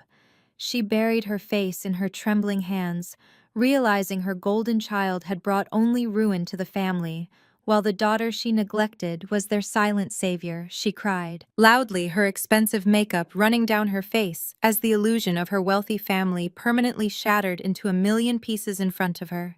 I reached into my tailored suit jacket and pulled out the white piece of paper my father had shoved onto my moving box. I slowly unfolded the handwritten invoice and placed it gently on top of the digital tablet.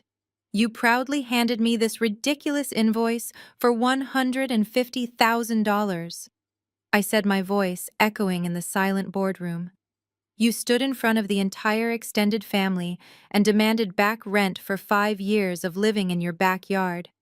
You called me a pathetic freeloader while you drank iced tea and celebrated kicking me out onto the street. I leaned forward, resting my elbows on the mahogany table, and looked into his terrified eyes.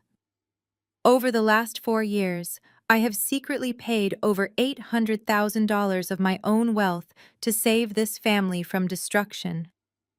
So when you proudly threw that cruel eviction barbecue and happily called me a worthless freeloader, you actually evicted your only landlord. The sheer impact of that specific sentence hit the room like a massive physical shockwave. My father closed his eyes tightly and silent tears began to leak down his deeply wrinkled cheeks. He had absolutely nothing to say in his own defense. There was no charismatic pastoral charm or manipulative religious scripture that could possibly save him from the devastating reality of his own incredibly arrogant actions. He had violently bitten the only hand that had ever truly fed him, and now he was going to starve completely alone. Vivian continued to weep uncontrollably. Violently, rocking back and forth in her expensive leather chair, Chad was still staring blindly at the forged government document, completely paralyzed by his impending federal prison sentence. But Chloe simply could not handle the suffocating tension building inside the massive corporate room. Her entire fragile identity was entirely built on being infinitely superior to me, and her mind was aggressively rejecting the absolute crushing truth. She suddenly slammed both of her manicured hands down on the solid mahogany table and jumped up aggressively from her heavy leather chair. Her flawless face was bright red with sheer panic and helpless, furious rage. She pointed a shaking finger directly at my face, her chest heaving violently under her designer clothing. "Fine!" she screamed, her high-pitched voice cracking loudly in the sterile corporate boardroom.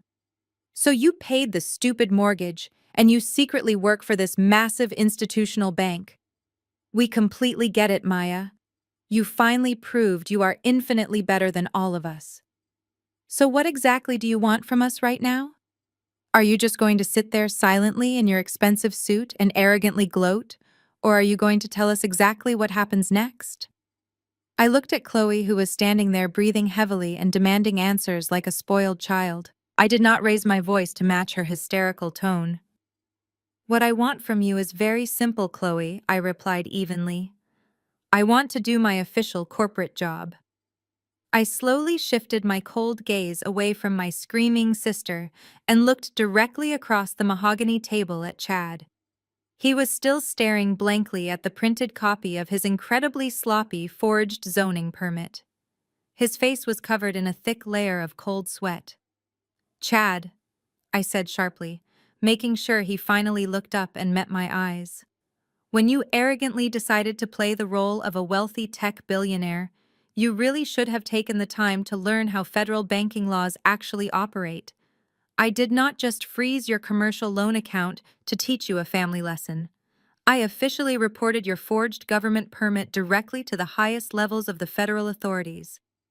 The stern agents who visited your front porch this morning were not there to ask polite neighborhood questions. They were there to officially serve a mandatory federal subpoena for aggravated wire fraud and the intentional forgery of official municipal documents.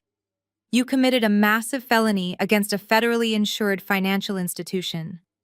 I continued, my voice completely void of any mercy or hesitation.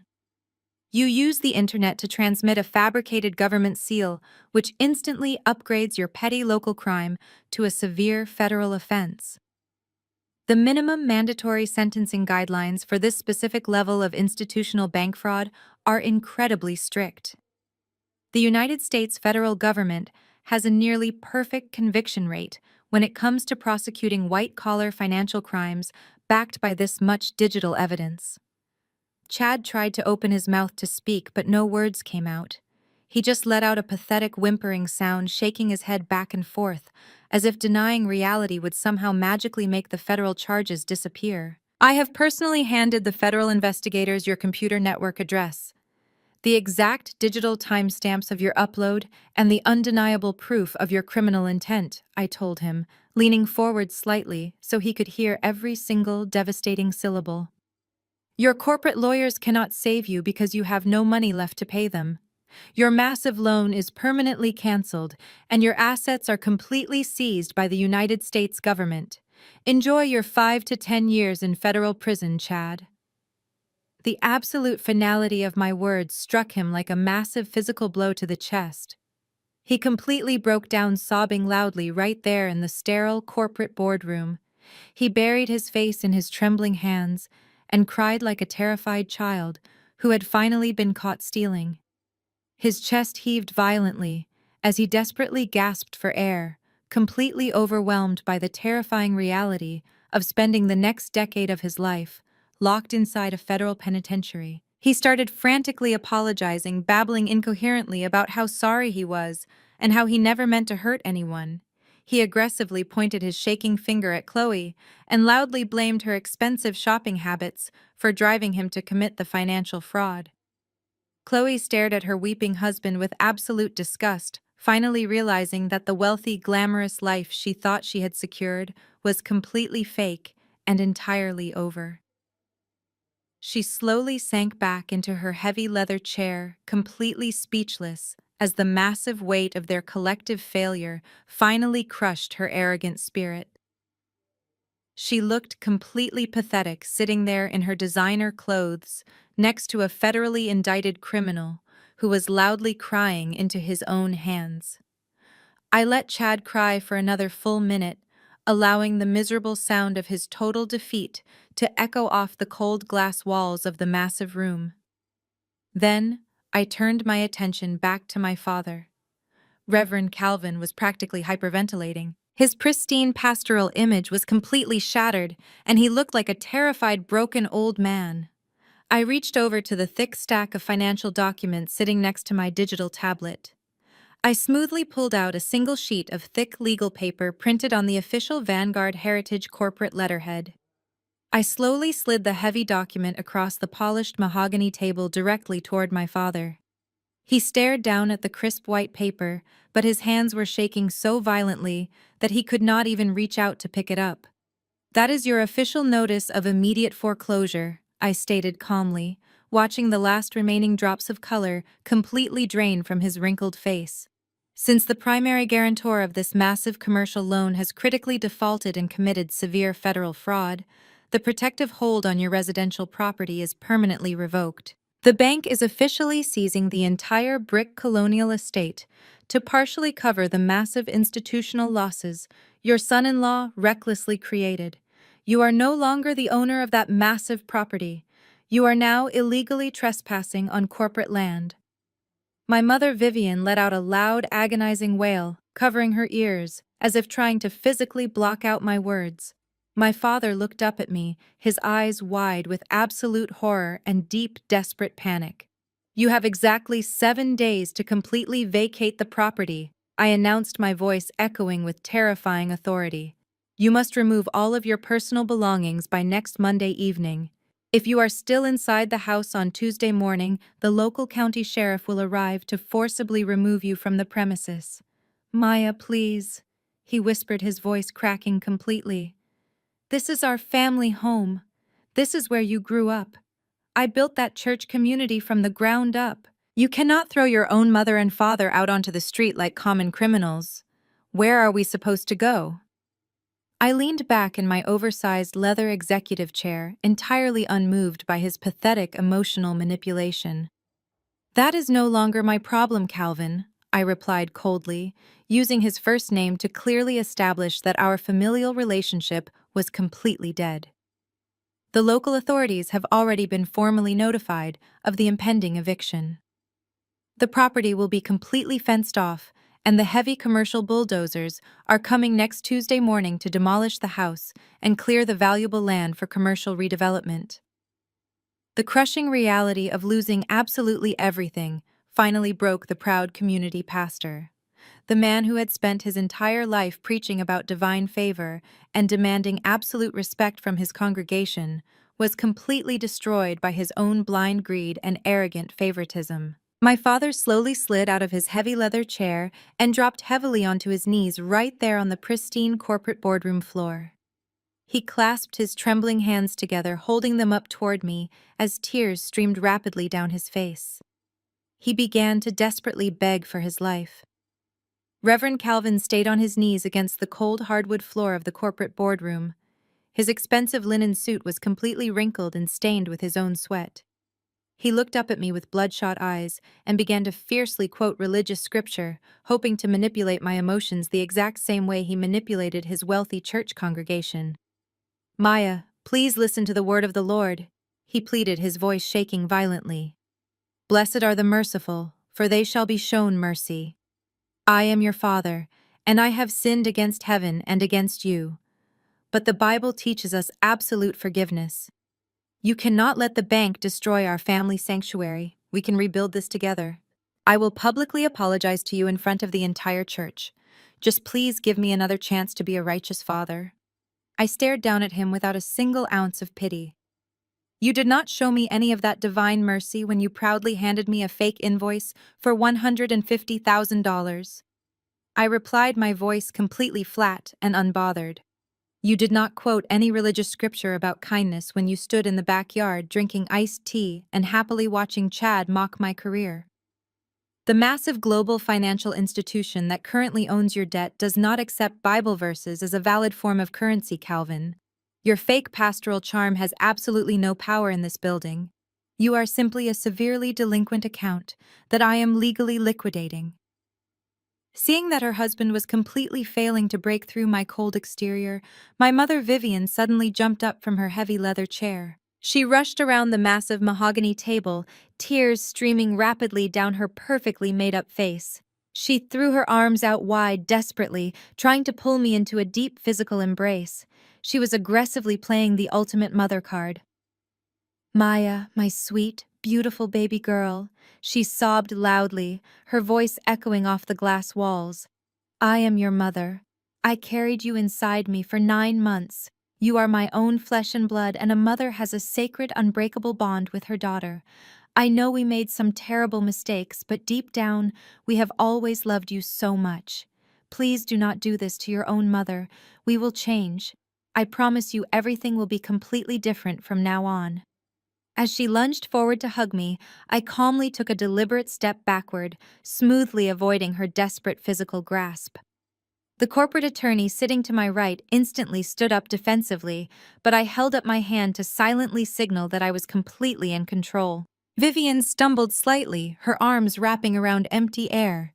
You did not act like a caring mother when you quietly emptied my entire college savings account to pay for Chloe's luxurious destination wedding, I told her, my tone dropping to a chilling whisper. You did not feel any sacred maternal bond when you happily packed my belongings into cheap cardboard boxes and threw me out of the guest house so your golden child could have a little more space. You only remembered that I was your daughter the exact second you realized I controlled all of your money. Your maternal love is completely conditional, and I am no longer funding your delusions. Vivian gasped loudly, clutching her chest, as if she had just been shot. She collapsed against the side of the mahogany table, weeping hysterically. Chloe was still sitting frozen in her chair, completely paralyzed by the sheer magnitude of their collective failure. Chad was still violently sobbing into his hands, entirely consumed by the terrifying reality of his impending federal prison sentence. I had completely exhausted my patience for their pathetic emotional performance. I casually checked my expensive wristwatch, noting the time. Our scheduled meeting is officially over, I announced clearly. I reached across the polished table and firmly pressed a small silver button located near the digital projection screen. Within seconds, the heavy frosted glass double doors swung open, and 4 massive corporate security guards wearing immaculate dark suits stepped directly into the boardroom. They moved with terrifying professional efficiency. Escort them out, I commanded, pointing clearly at my broken family. Ensure they leave the corporate premises immediately and permanently. Revoke their building access credentials. The security guards did not hesitate. They marched over to the table and physically grabbed Chad by his upper arms, forcefully pulling the sobbing tech bro out of his leather chair. Chloe screamed in protest, but another guard smoothly grabbed her elbow and firmly directed her toward the exit. My father weakly tried to stand up from the floor, but his legs completely gave out. 2 heavy-set guards had to physically lift Reverend Calvin, supporting his dead weight as they dragged him out of the room. Vivian followed closely behind them, wailing loudly and desperately reaching back toward me, but the heavy glass doors firmly clicked shut, completely cutting off her agonizing cries. I stood in the quiet boardroom and watched through the glass walls as my family was aggressively paraded down the long, pristine corporate hallway. It was the ultimate walk of shame. The powerful executives and sharp attorneys walking past them stopped to openly stare at the pathetic, chaotic spectacle. My family was forcefully packed into the golden elevator and sent directly down to the lobby. They were forcefully pushed out through the massive glass entry doors and deposited right onto the sweltering downtown pavement, completely stripped of their wealth, their dignity, and their fake public image. But the absolute worst part of their nightmare was just beginning. As they stood humiliated on the hot city sidewalk, their personal cell phones suddenly began to ring and vibrate aggressively in unison. My father reached into his pocket with trembling hands and pulled out his device. The Blessed Calvin's family group chat was completely exploding with hundreds of frantic messages. The neighborhood aunties and uncles had not just watched the federal agents visit the house. One of the nosy, wealthy neighbors had legally accessed the public county database and discovered the massive bank foreclosure notice. Aunt Shirley had screenshotted the devastating legal document and proudly posted it directly into the massive family group chat for everyone to see. The massive wall of lies had entirely collapsed, and the entire extended family was currently discovering the absolute horrifying truth.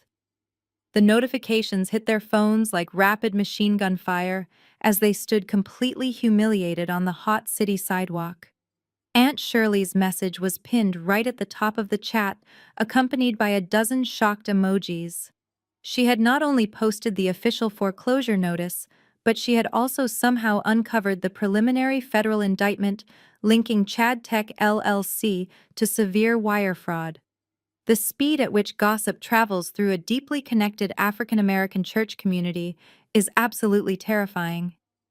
By the time my parents finally managed to secure a cheap rideshare back to the suburbs, their entire social kingdom had completely burned to the ground. The very same church elders who had blindly followed Reverend Calvin for over 2 decades were already drafting an emergency public statement to legally distance the massive congregation from his financial crimes.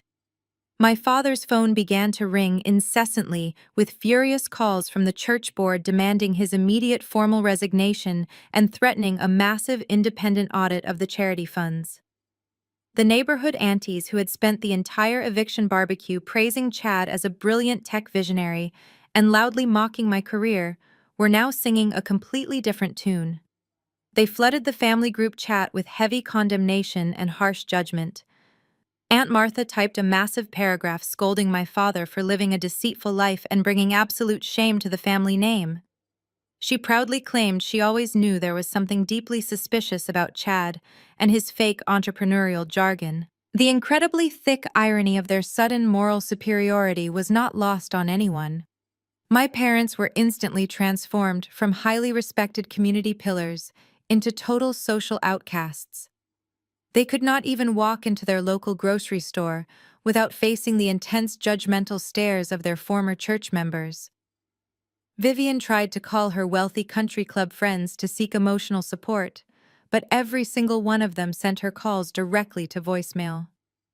Back at the heavily leveraged brick colonial house, the atmosphere was completely toxic. They had less than a week to pack up an entire massive estate before the local sheriff arrived to physically drag them out. The beautiful home that was once a pristine symbol of their fake wealth was now covered in cheap cardboard boxes and overflowing black trash bags. My father paced the floor, realizing his expensive custom-tailored suits and heavy gold watches were entirely worthless compared to the massive debt he owed. Chad was not helping them pack. He was strictly confined to the living room sofa wearing a bulky black federal ankle monitor firmly strapped around his right leg. A federal judge had officially deemed him a severe flight risk given the massive amount of money involved in his wire fraud, and he was currently out on a highly restricted bond while awaiting his criminal trial. The heavy plastic device beeped loudly every time he moved too far from the designated residential base station, serving as a constant, humiliating reminder of his impending prison sentence. He stared blankly at the television screen, looking completely dead inside. Chloe stormed down the grand wooden staircase, dragging 2 massive designer suitcases behind her. She did not bother to pack any of his clothes or check to see if he was okay. She kicked a stray moving box out of her way and glared at her husband with absolute disgust. She loudly declared that she was not going to spend the best years of her youth being legally married to a broke, convicted felon. She demanded an immediate annulment and aggressively marched right out the front door, completely abandoning him the exact second the stolen money stopped flowing. Her precious white Range Rover had already been officially repossessed from the driveway earlier that morning by a ruthless collection agency, so she was forced to call a cheap taxi to haul her heavy luggage away. While my toxic family was busy tearing each other apart inside a collapsing house, I was experiencing absolute perfect peace. I was sitting comfortably on the plush velvet sofa in my luxury penthouse, wearing comfortable silk pajamas and sipping a crisp glass of expensive white wine. The massive floor-to-ceiling windows offered a stunning twilight view of the Atlanta skyline, but my attention was entirely focused on my personal cell phone resting on the glass coffee table. The device was vibrating constantly. The exact same relatives who had happily watched my father hand me a fake invoice for back rent were now frantically trying to contact the new billionaire of the family. I did not answer a single call. I simply let them all roll directly to my digital voicemail box and listened to the recorded messages while I drank my wine. Aunt Shirley left a 5-minute audio recording starting with a completely fake sweet tone.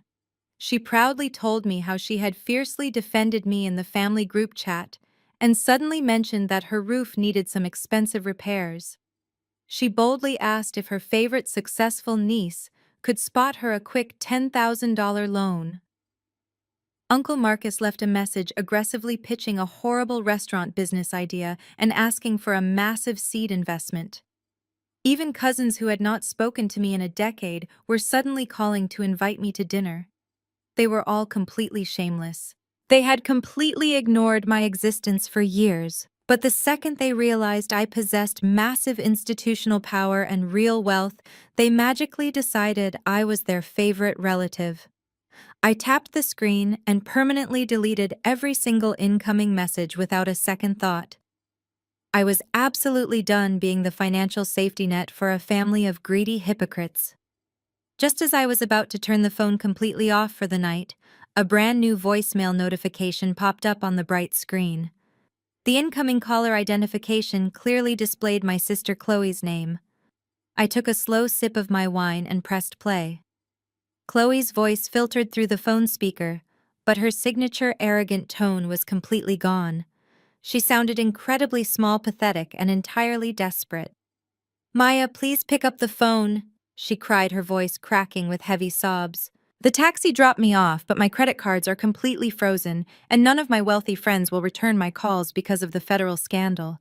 I have absolutely nowhere to go, and it is getting dark outside. Please, Maya, I am your little sister. Can I just come sleep on your penthouse couch for a few nights until I figure this out?" I did not call her back. I did not send a single text message offering any false hope. I simply deleted the pathetic voicemail and set my phone back down on the glass coffee table, completely unbothered by her desperate situation. But my entirely delusional sister was not going to give up that easily. Less than 20 minutes later, the highly secure intercom system mounted on my penthouse wall buzzed softly. It was the overnight concierge calling directly from the main lobby desk. He politely informed me that a frantic young woman claiming to be my sister was currently standing at the front desk, aggressively demanding to be led up to my private residence. The concierge noted that she was making a loud scene and asked if I wanted the building security team to forcibly remove her from the premises. I thought about it for a brief moment. I could have easily told them to throw her out onto the dark street without ever looking at her face again. But I realized I needed to personally deliver this final rejection to ensure she never returned. I told the concierge I would be right down. I took my time riding the private golden elevator down to the ground floor. When the heavy brass doors smoothly slid open, I stepped into the sprawling marble lobby and immediately spotted Chloe. She was completely unrecognizable from the arrogant woman who had practically squealed with joy while tearing down my bedroom walls just a few short weeks ago. Her perfectly styled blonde hair was a messy, tangled knot sitting haphazardly on top of her head. She was wearing cheap, faded sweatpants and an oversized college sweater, completely stripped of the luxurious designer brands she usually flaunted to assert her aggressive dominance over me. Her face was deeply red and puffy from crying, and she was standing next to her heavy suitcases looking entirely pathetic. When she saw me walking across the pristine marble floor, she immediately rushed forward, dropping her bags and reaching her shaking hands out toward me. "Maya, thank God you came down," she sobbed loudly, trying to desperately grab my arms. "I am so completely, incredibly sorry for absolutely everything. Chad is a complete monster. He entirely manipulated me and forced me to go along with his horrible financial plans. I was a silent victim of his terrifying emotional abuse. I had absolutely no idea he was committing federal crimes or doing those terrible things to our parents' house. You have to believe me, Maya. We are sisters and we need to stick together now more than ever. Please just let me come upstairs and wash my face. I just need a safe, warm place to stay while I hire a divorce lawyer and figure out my next move. I stood perfectly still, keeping my arms firmly at my sides and completely refusing to return her desperate physical affection. I looked down at her tear-stained face and felt absolutely nothing but cold, sharp clarity. You were not a helpless victim, Chloe, I stated evenly, my voice ringing clearly through the quiet luxury lobby. You were a highly active and incredibly enthusiastic participant in every single cruel thing that happened to me. You did not look like a manipulated hostage when you were proudly driving that fraudulently purchased white Range Rover and bragging about your new wealthy tax bracket. You were not under extreme emotional distress when you happily sent me a high-definition video of my home being violently demolished. She opened her mouth to argue, to spin another pathetic web of lies to save herself, but I held up my hand, stopping her instantly. You did not just passively stand by and watch me get evicted. I continued stepping closer to her so she could not escape the heavy weight of my words. You actively participated in my public humiliation. At that cruel backyard barbecue, you deliberately threw a burnt hot dog at my feet like I was a starving stray animal. You laughed right in my face and told me that my tiny living space was finally going to be used to generate real wealth you were incredibly proud of. Incredibly. Yourself when you thought you had successfully destroyed my life.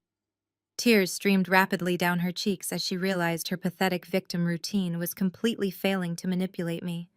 Maya, please, she begged, her voice cracking into a high-pitched, terrified whine. I was just stupid and caught up in the moment. I am completely broke. I have absolutely zero money. And I do not know how to survive out here in the city. I have never had to work a real job in my entire life. What am I supposed to do now? I looked at her with pure, icy indifference. You threw a hot dog at me and told me to get a job at McDonald's, I said, delivering the final devastating blow with absolute precision. They are hiring Chloe. I highly suggest you fill out an application. I turned my head and looked directly at the stern security guard standing near the reception desk. She is not a guest, I informed him clearly.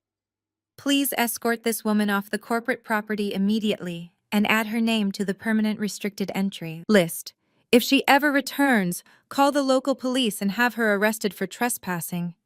I turned my back on my weeping sister and walked calmly toward the golden elevator. I did not turn around when she screamed my name in pure desperation, and I did not flinch when the security guards firmly grabbed her arms to drag her out of the lobby. The heavy brass doors closed silently, separating me from her toxic existence. Forever, I rode the elevator back up to my beautiful penthouse, feeling incredibly light and completely free. My sister had finally been forced to enter the real world without a safety net. Her golden child status was completely revoked. But the ultimate grand finale of my revenge was scheduled for the very next morning. The sun was about to rise on a brand new day in Atlanta, and it was officially moving day for my parents.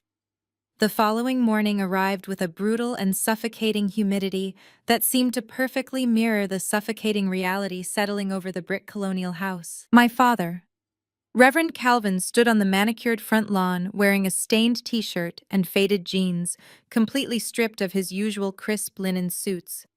He wiped the heavy sweat from his forehead as he stared blankly at the small, dented U-Haul truck parked awkwardly in his pristine driveway. He had spent decades carefully curating his public image as a prosperous community leader, blessed with divine financial favor.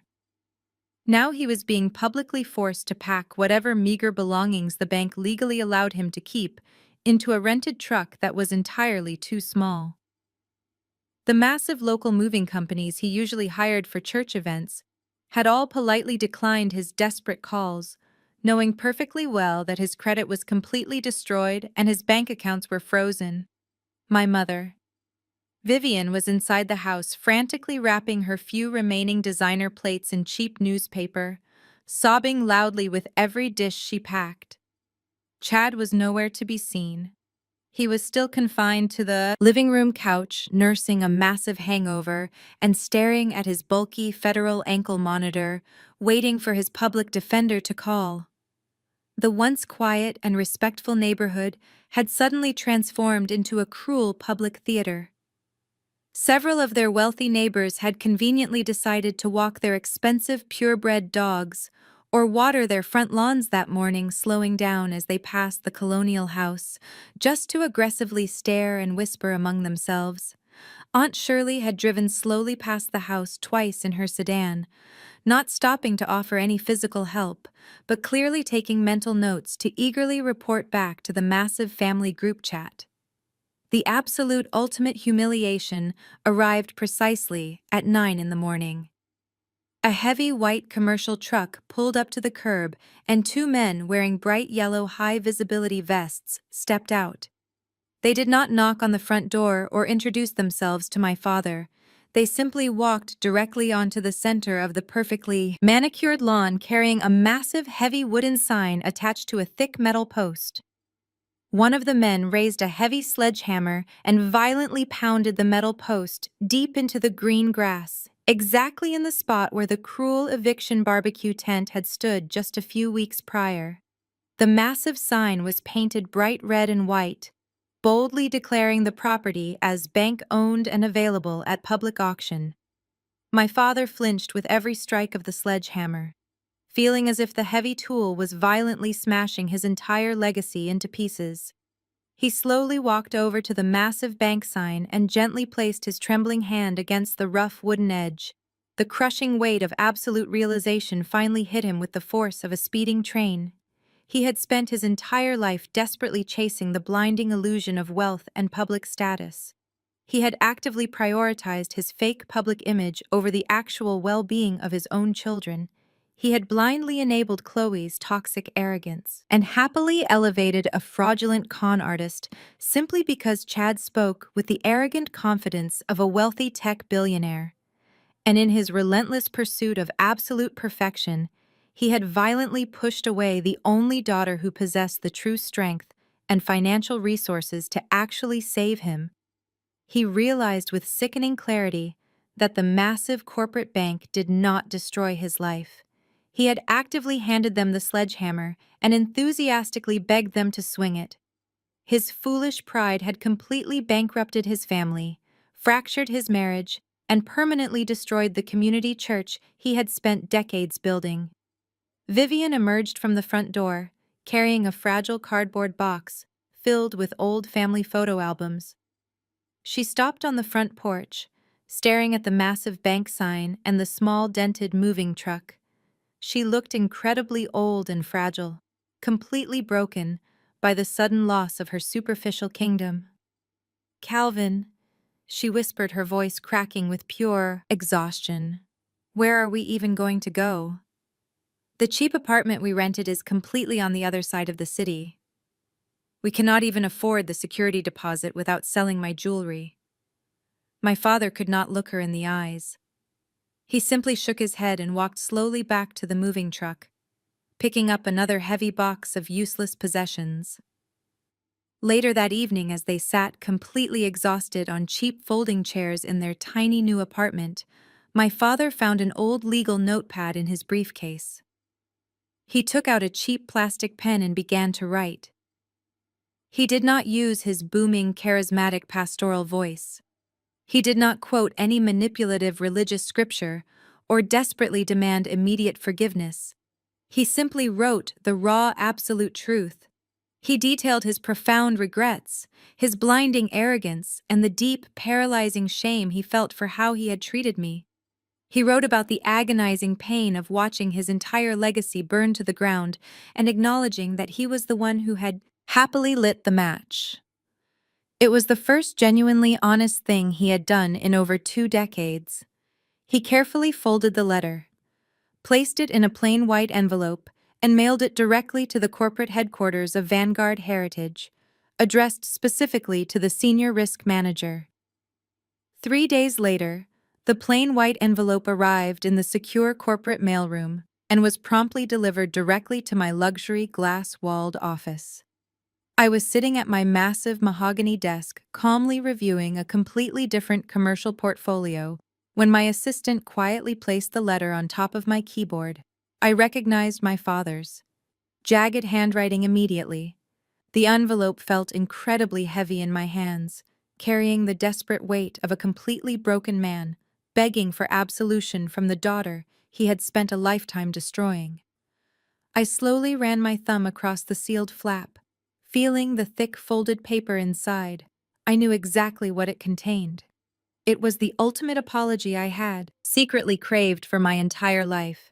The absolute validation that I was right and they were completely wrong. I held the letter for a long moment, staring out at the beautiful Atlanta skyline, contemplating the final, absolute step of my revenge. The massive question hung silently in the air. Would I open the letter and finally read his desperate groveling, or would I drop it directly into the heavy-duty corporate shredder without ever reading a single word? I slid my silver letter opener under the sealed flap of the plain white envelope and carefully pulled out the folded yellow legal paper. The handwriting was noticeably shaky and completely lacked the bold, arrogant strokes my father usually used when signing his massive church documents. I unfolded the pages and began to read the final words of Reverend Calvin. He started the letter by admitting that his foolish pride had completely destroyed his life and that he was deeply ashamed of the massive pain he had caused me. For a fleeting second, I actually thought he had experienced a genuine moment of profound spiritual clarity. But as my eyes moved further down the page, the tone of his writing subtly began to shift. The raw honesty quickly faded, and the exact same manipulative pastoral voice he had used to control his massive congregation for decades began to bleed directly through the ink. He started writing about how God deliberately tests families with severe financial hardship to bring them closer together. He subtly implied that my massive corporate wealth and executive power were actually divine blessings that were strictly meant to be shared with those who had tragically stumbled from the righteous path. He even had the absolute audacity to suggest that Vanguard Heritage could somehow hire him as a highly paid cultural consultant to help him slowly pay off his remaining civil debts. It was not a genuine apology at all. It was just a highly calculated pivot, a desperate emotional trap designed to make me feel guilty for his own criminal stupidity. He was actively trying to cast himself as the tragic biblical hero who had momentarily fallen from grace and desperately needed his wealthy daughter to completely resurrect his fallen empire. I stopped reading halfway down the second page, completely disgusted by his endless capacity for toxic manipulation. I did not feel any lingering sadness or heavy daughterly guilt. I simply stood up from my massive mahogany desk and walked directly over to the heavy-duty industrial shredder sitting in the corner of my luxury office. I pressed the power button and fed the yellow legal paper directly into the sharp steel blades. The heavy machine whirred loudly instantly, reducing his fake pastoral apology and his toxic emotional manipulation into tiny, completely unreadable ribbons of white and yellow trash. I watched the shredded paper fall into the plastic bin, feeling an incredible wave of absolute liberation wash over my entire body.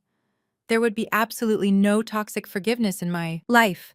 I was completely done, carrying the incredibly heavy emotional baggage of deeply flawed people who only claimed to love me when they desperately needed access to my money.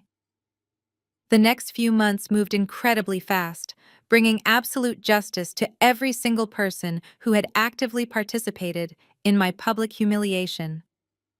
Chad went to trial for his massive federal wire fraud and his intentional forgery of government compliance documents. His arrogant tech bro persona completely crumbled under the intense, relentless pressure of the highly skilled federal prosecutors. He sat at the defense table sobbing loudly every single day of the trial, desperately trying to blame his criminal actions on bad legal advice and heavy family pressure. The federal judge did not show him a single ounce of mercy. The judge looked directly down from the heavy wooden bench and called his massive financial crimes a calculated attack on the integrity of the federal banking system. Chad was officially sentenced to 7 incredibly long years in a maximum security federal penitentiary, followed by 5 years of heavily supervised probation. He traded his custom black eviction master apron and his expensive tailored suits for a standard oversized orange prison jumpsuit. His massive fake corporate empire was reduced to a tiny concrete cell. Chloe quickly finalized her incredibly messy divorce, hoping to completely distance herself from her incarcerated husband. But her life did not magically return to the wealthy, glamorous status she desperately craved. Without my parents, money to constantly bail her out, or her husband's fraudulent commercial loans to fund her massive shopping sprees, she was violently forced to face the harsh reality of her own complete lack of practical skills. The beautiful golden child who used to proudly mock my career and throw burnt hot dogs at my feet was currently working full-time at a cheap discount retail store in a dying suburban shopping mall. She spent 8 incredibly humiliating hours a day folding cheap acrylic sweaters and dealing with highly aggressive angry customers just to earn a pathetic minimum wage. She lived completely alone in a cramped, dark studio apartment smelling of cheap bleach, and she took the exact same sweaty public bus she used to loudly make fun of. My parents managed to secure a tiny, rundown one-bedroom apartment on the absolute dangerous outskirts of the city, far away from the pristine, manicured lawns of their old, wealthy neighborhood. My father permanently lost his massive church congregation and his prestigious pastoral credentials. He was currently working part-time as a front door greeter at a local discount hardware store, wearing a cheap blue vest and trying desperately to pay off his massive remaining civil judgments. Vivian spent her days sitting in their tiny living room, staring blankly at the peeling wallpaper, completely stripped of her fake country club prestige and her expensive designer clothing. They lived in absolute obscurity, completely forgotten by the wealthy friends who used to drink their expensive wine. As for me, I was finally living the incredible, peaceful life I truly deserved. I packed a single piece of expensive designer luggage and ordered a luxury black car to take me directly to the international airport.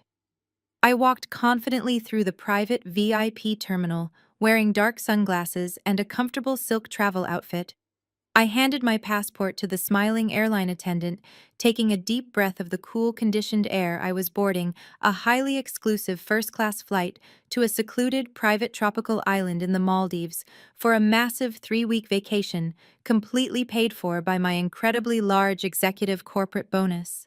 I walked down the padded jet bridge and settled comfortably into my plush reclining leather seat. I accepted a cold glass of incredibly expensive vintage champagne from the flight attendant as the massive jet engines began to loudly roar to life outside the small window. The flight was incredibly long, but I spent the entire journey sipping expensive vintage champagne and sleeping more soundly than I had in the last 10 years. When the massive commercial plane finally touched down on the remote tropical airstrip, the complete transition from my dark, oppressive past to my bright, limitless future was officially complete. The incredibly warm island breeze instantly washed over my face, carrying the sweet, intoxicating scent of sea salt and exotic blooming flowers. I was immediately escorted by a smiling private concierge to a luxury speedboat that carried me across the most incredibly clear, turquoise water I had ever seen in my entire life. The boat ride was incredibly smooth, and the bright tropical sun felt like a warm, comforting blanket, completely melting away the lingering coldness of that sterile corporate boardroom.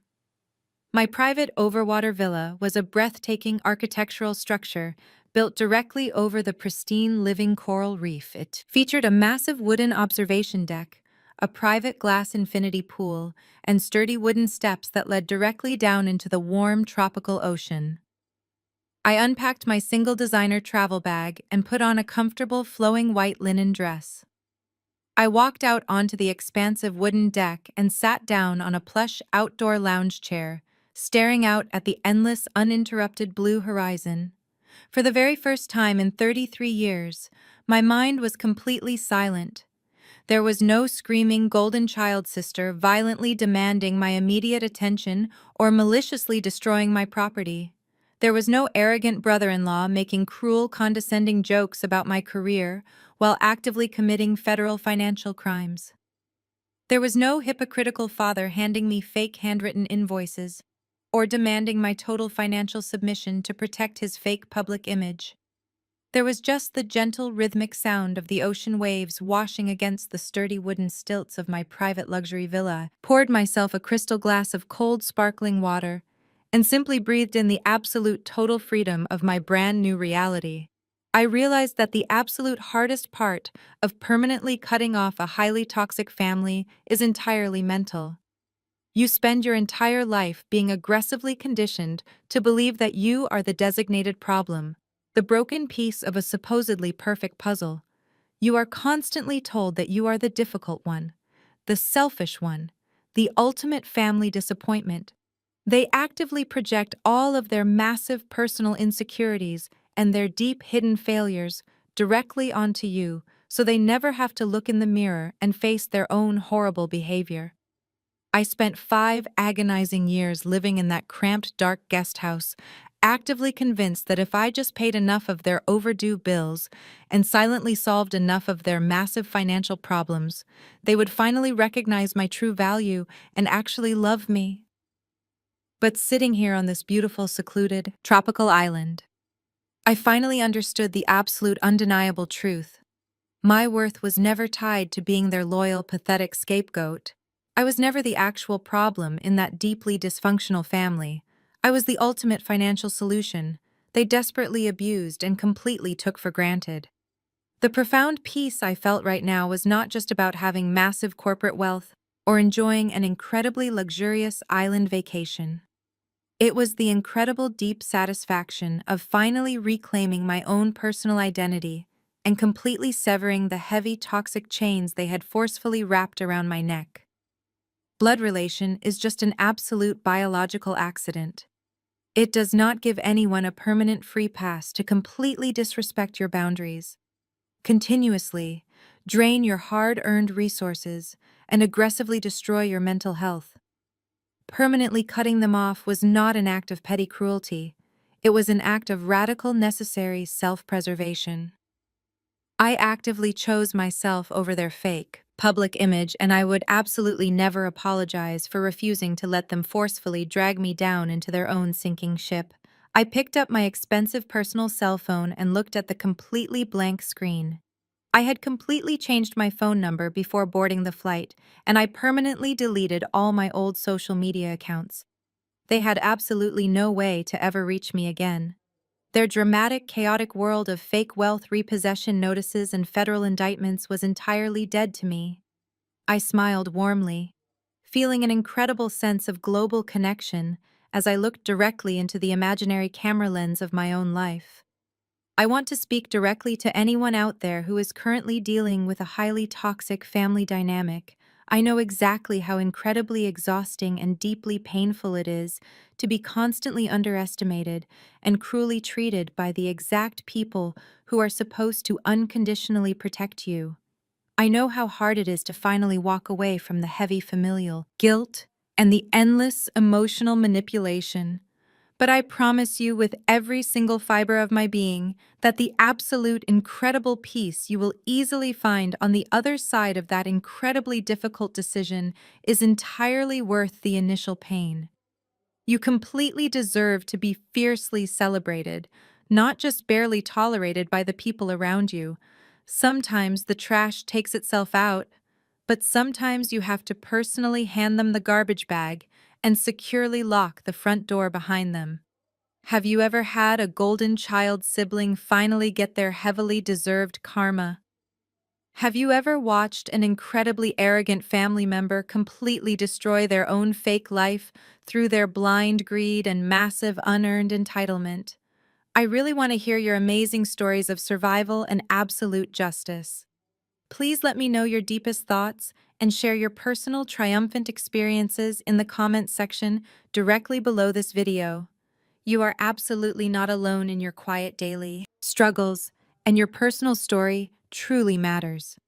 Please do not forget to hit the like button and thoroughly subscribe to this channel for more incredible stories of sweet revenge and total personal empowerment. Thank you so much for following my turbulent journey, and please always remember to fiercely protect your absolute peace. The story of Maya and her family serves as a powerful reminder of how deeply toxic family dynamics can warp our sense of reality and self-worth. For years, she was treated as the designated family failure, forced to endure cruel mockery and emotional abuse from people whose very survival actually depended on her hidden grace. The most profound lesson embedded in this narrative is that our inherent value is never determined by those who are committed to exploiting us. Families bound by narcissism, pride, and the worship of superficial status often designate a scapegoat to bear the weight of their own collective insecurities. Maya's journey illustrates that we do not have to accept the diminishing roles assigned to us by our relatives. Her silent endurance was eventually replaced by absolute clarity. You cannot heal in the exact same environment that actively attempts to destroy you. Walking away from family is often heavily stigmatized by society as an act of cold betrayal, but this story redefines it as an act of radical self-preservation. When Maya finally stopped cushioning the devastating consequences of her family's arrogant choices, their manufactured empire instantly collapsed under its own weight. We learn that offering toxic forgiveness only enables further abuse. True peace is found only when we sever the heavy chains of unearned obligation and step into the reality of our own independent strength, leaving behind the suffocating burden of trying to save people who are actively trying to drown us. Healing begins the moment we stop desperately seeking love from empty wells. Take a moment today to honestly evaluate the boundaries in your own life and bravely step away from any relationship that demands your inner peace as the price of admission.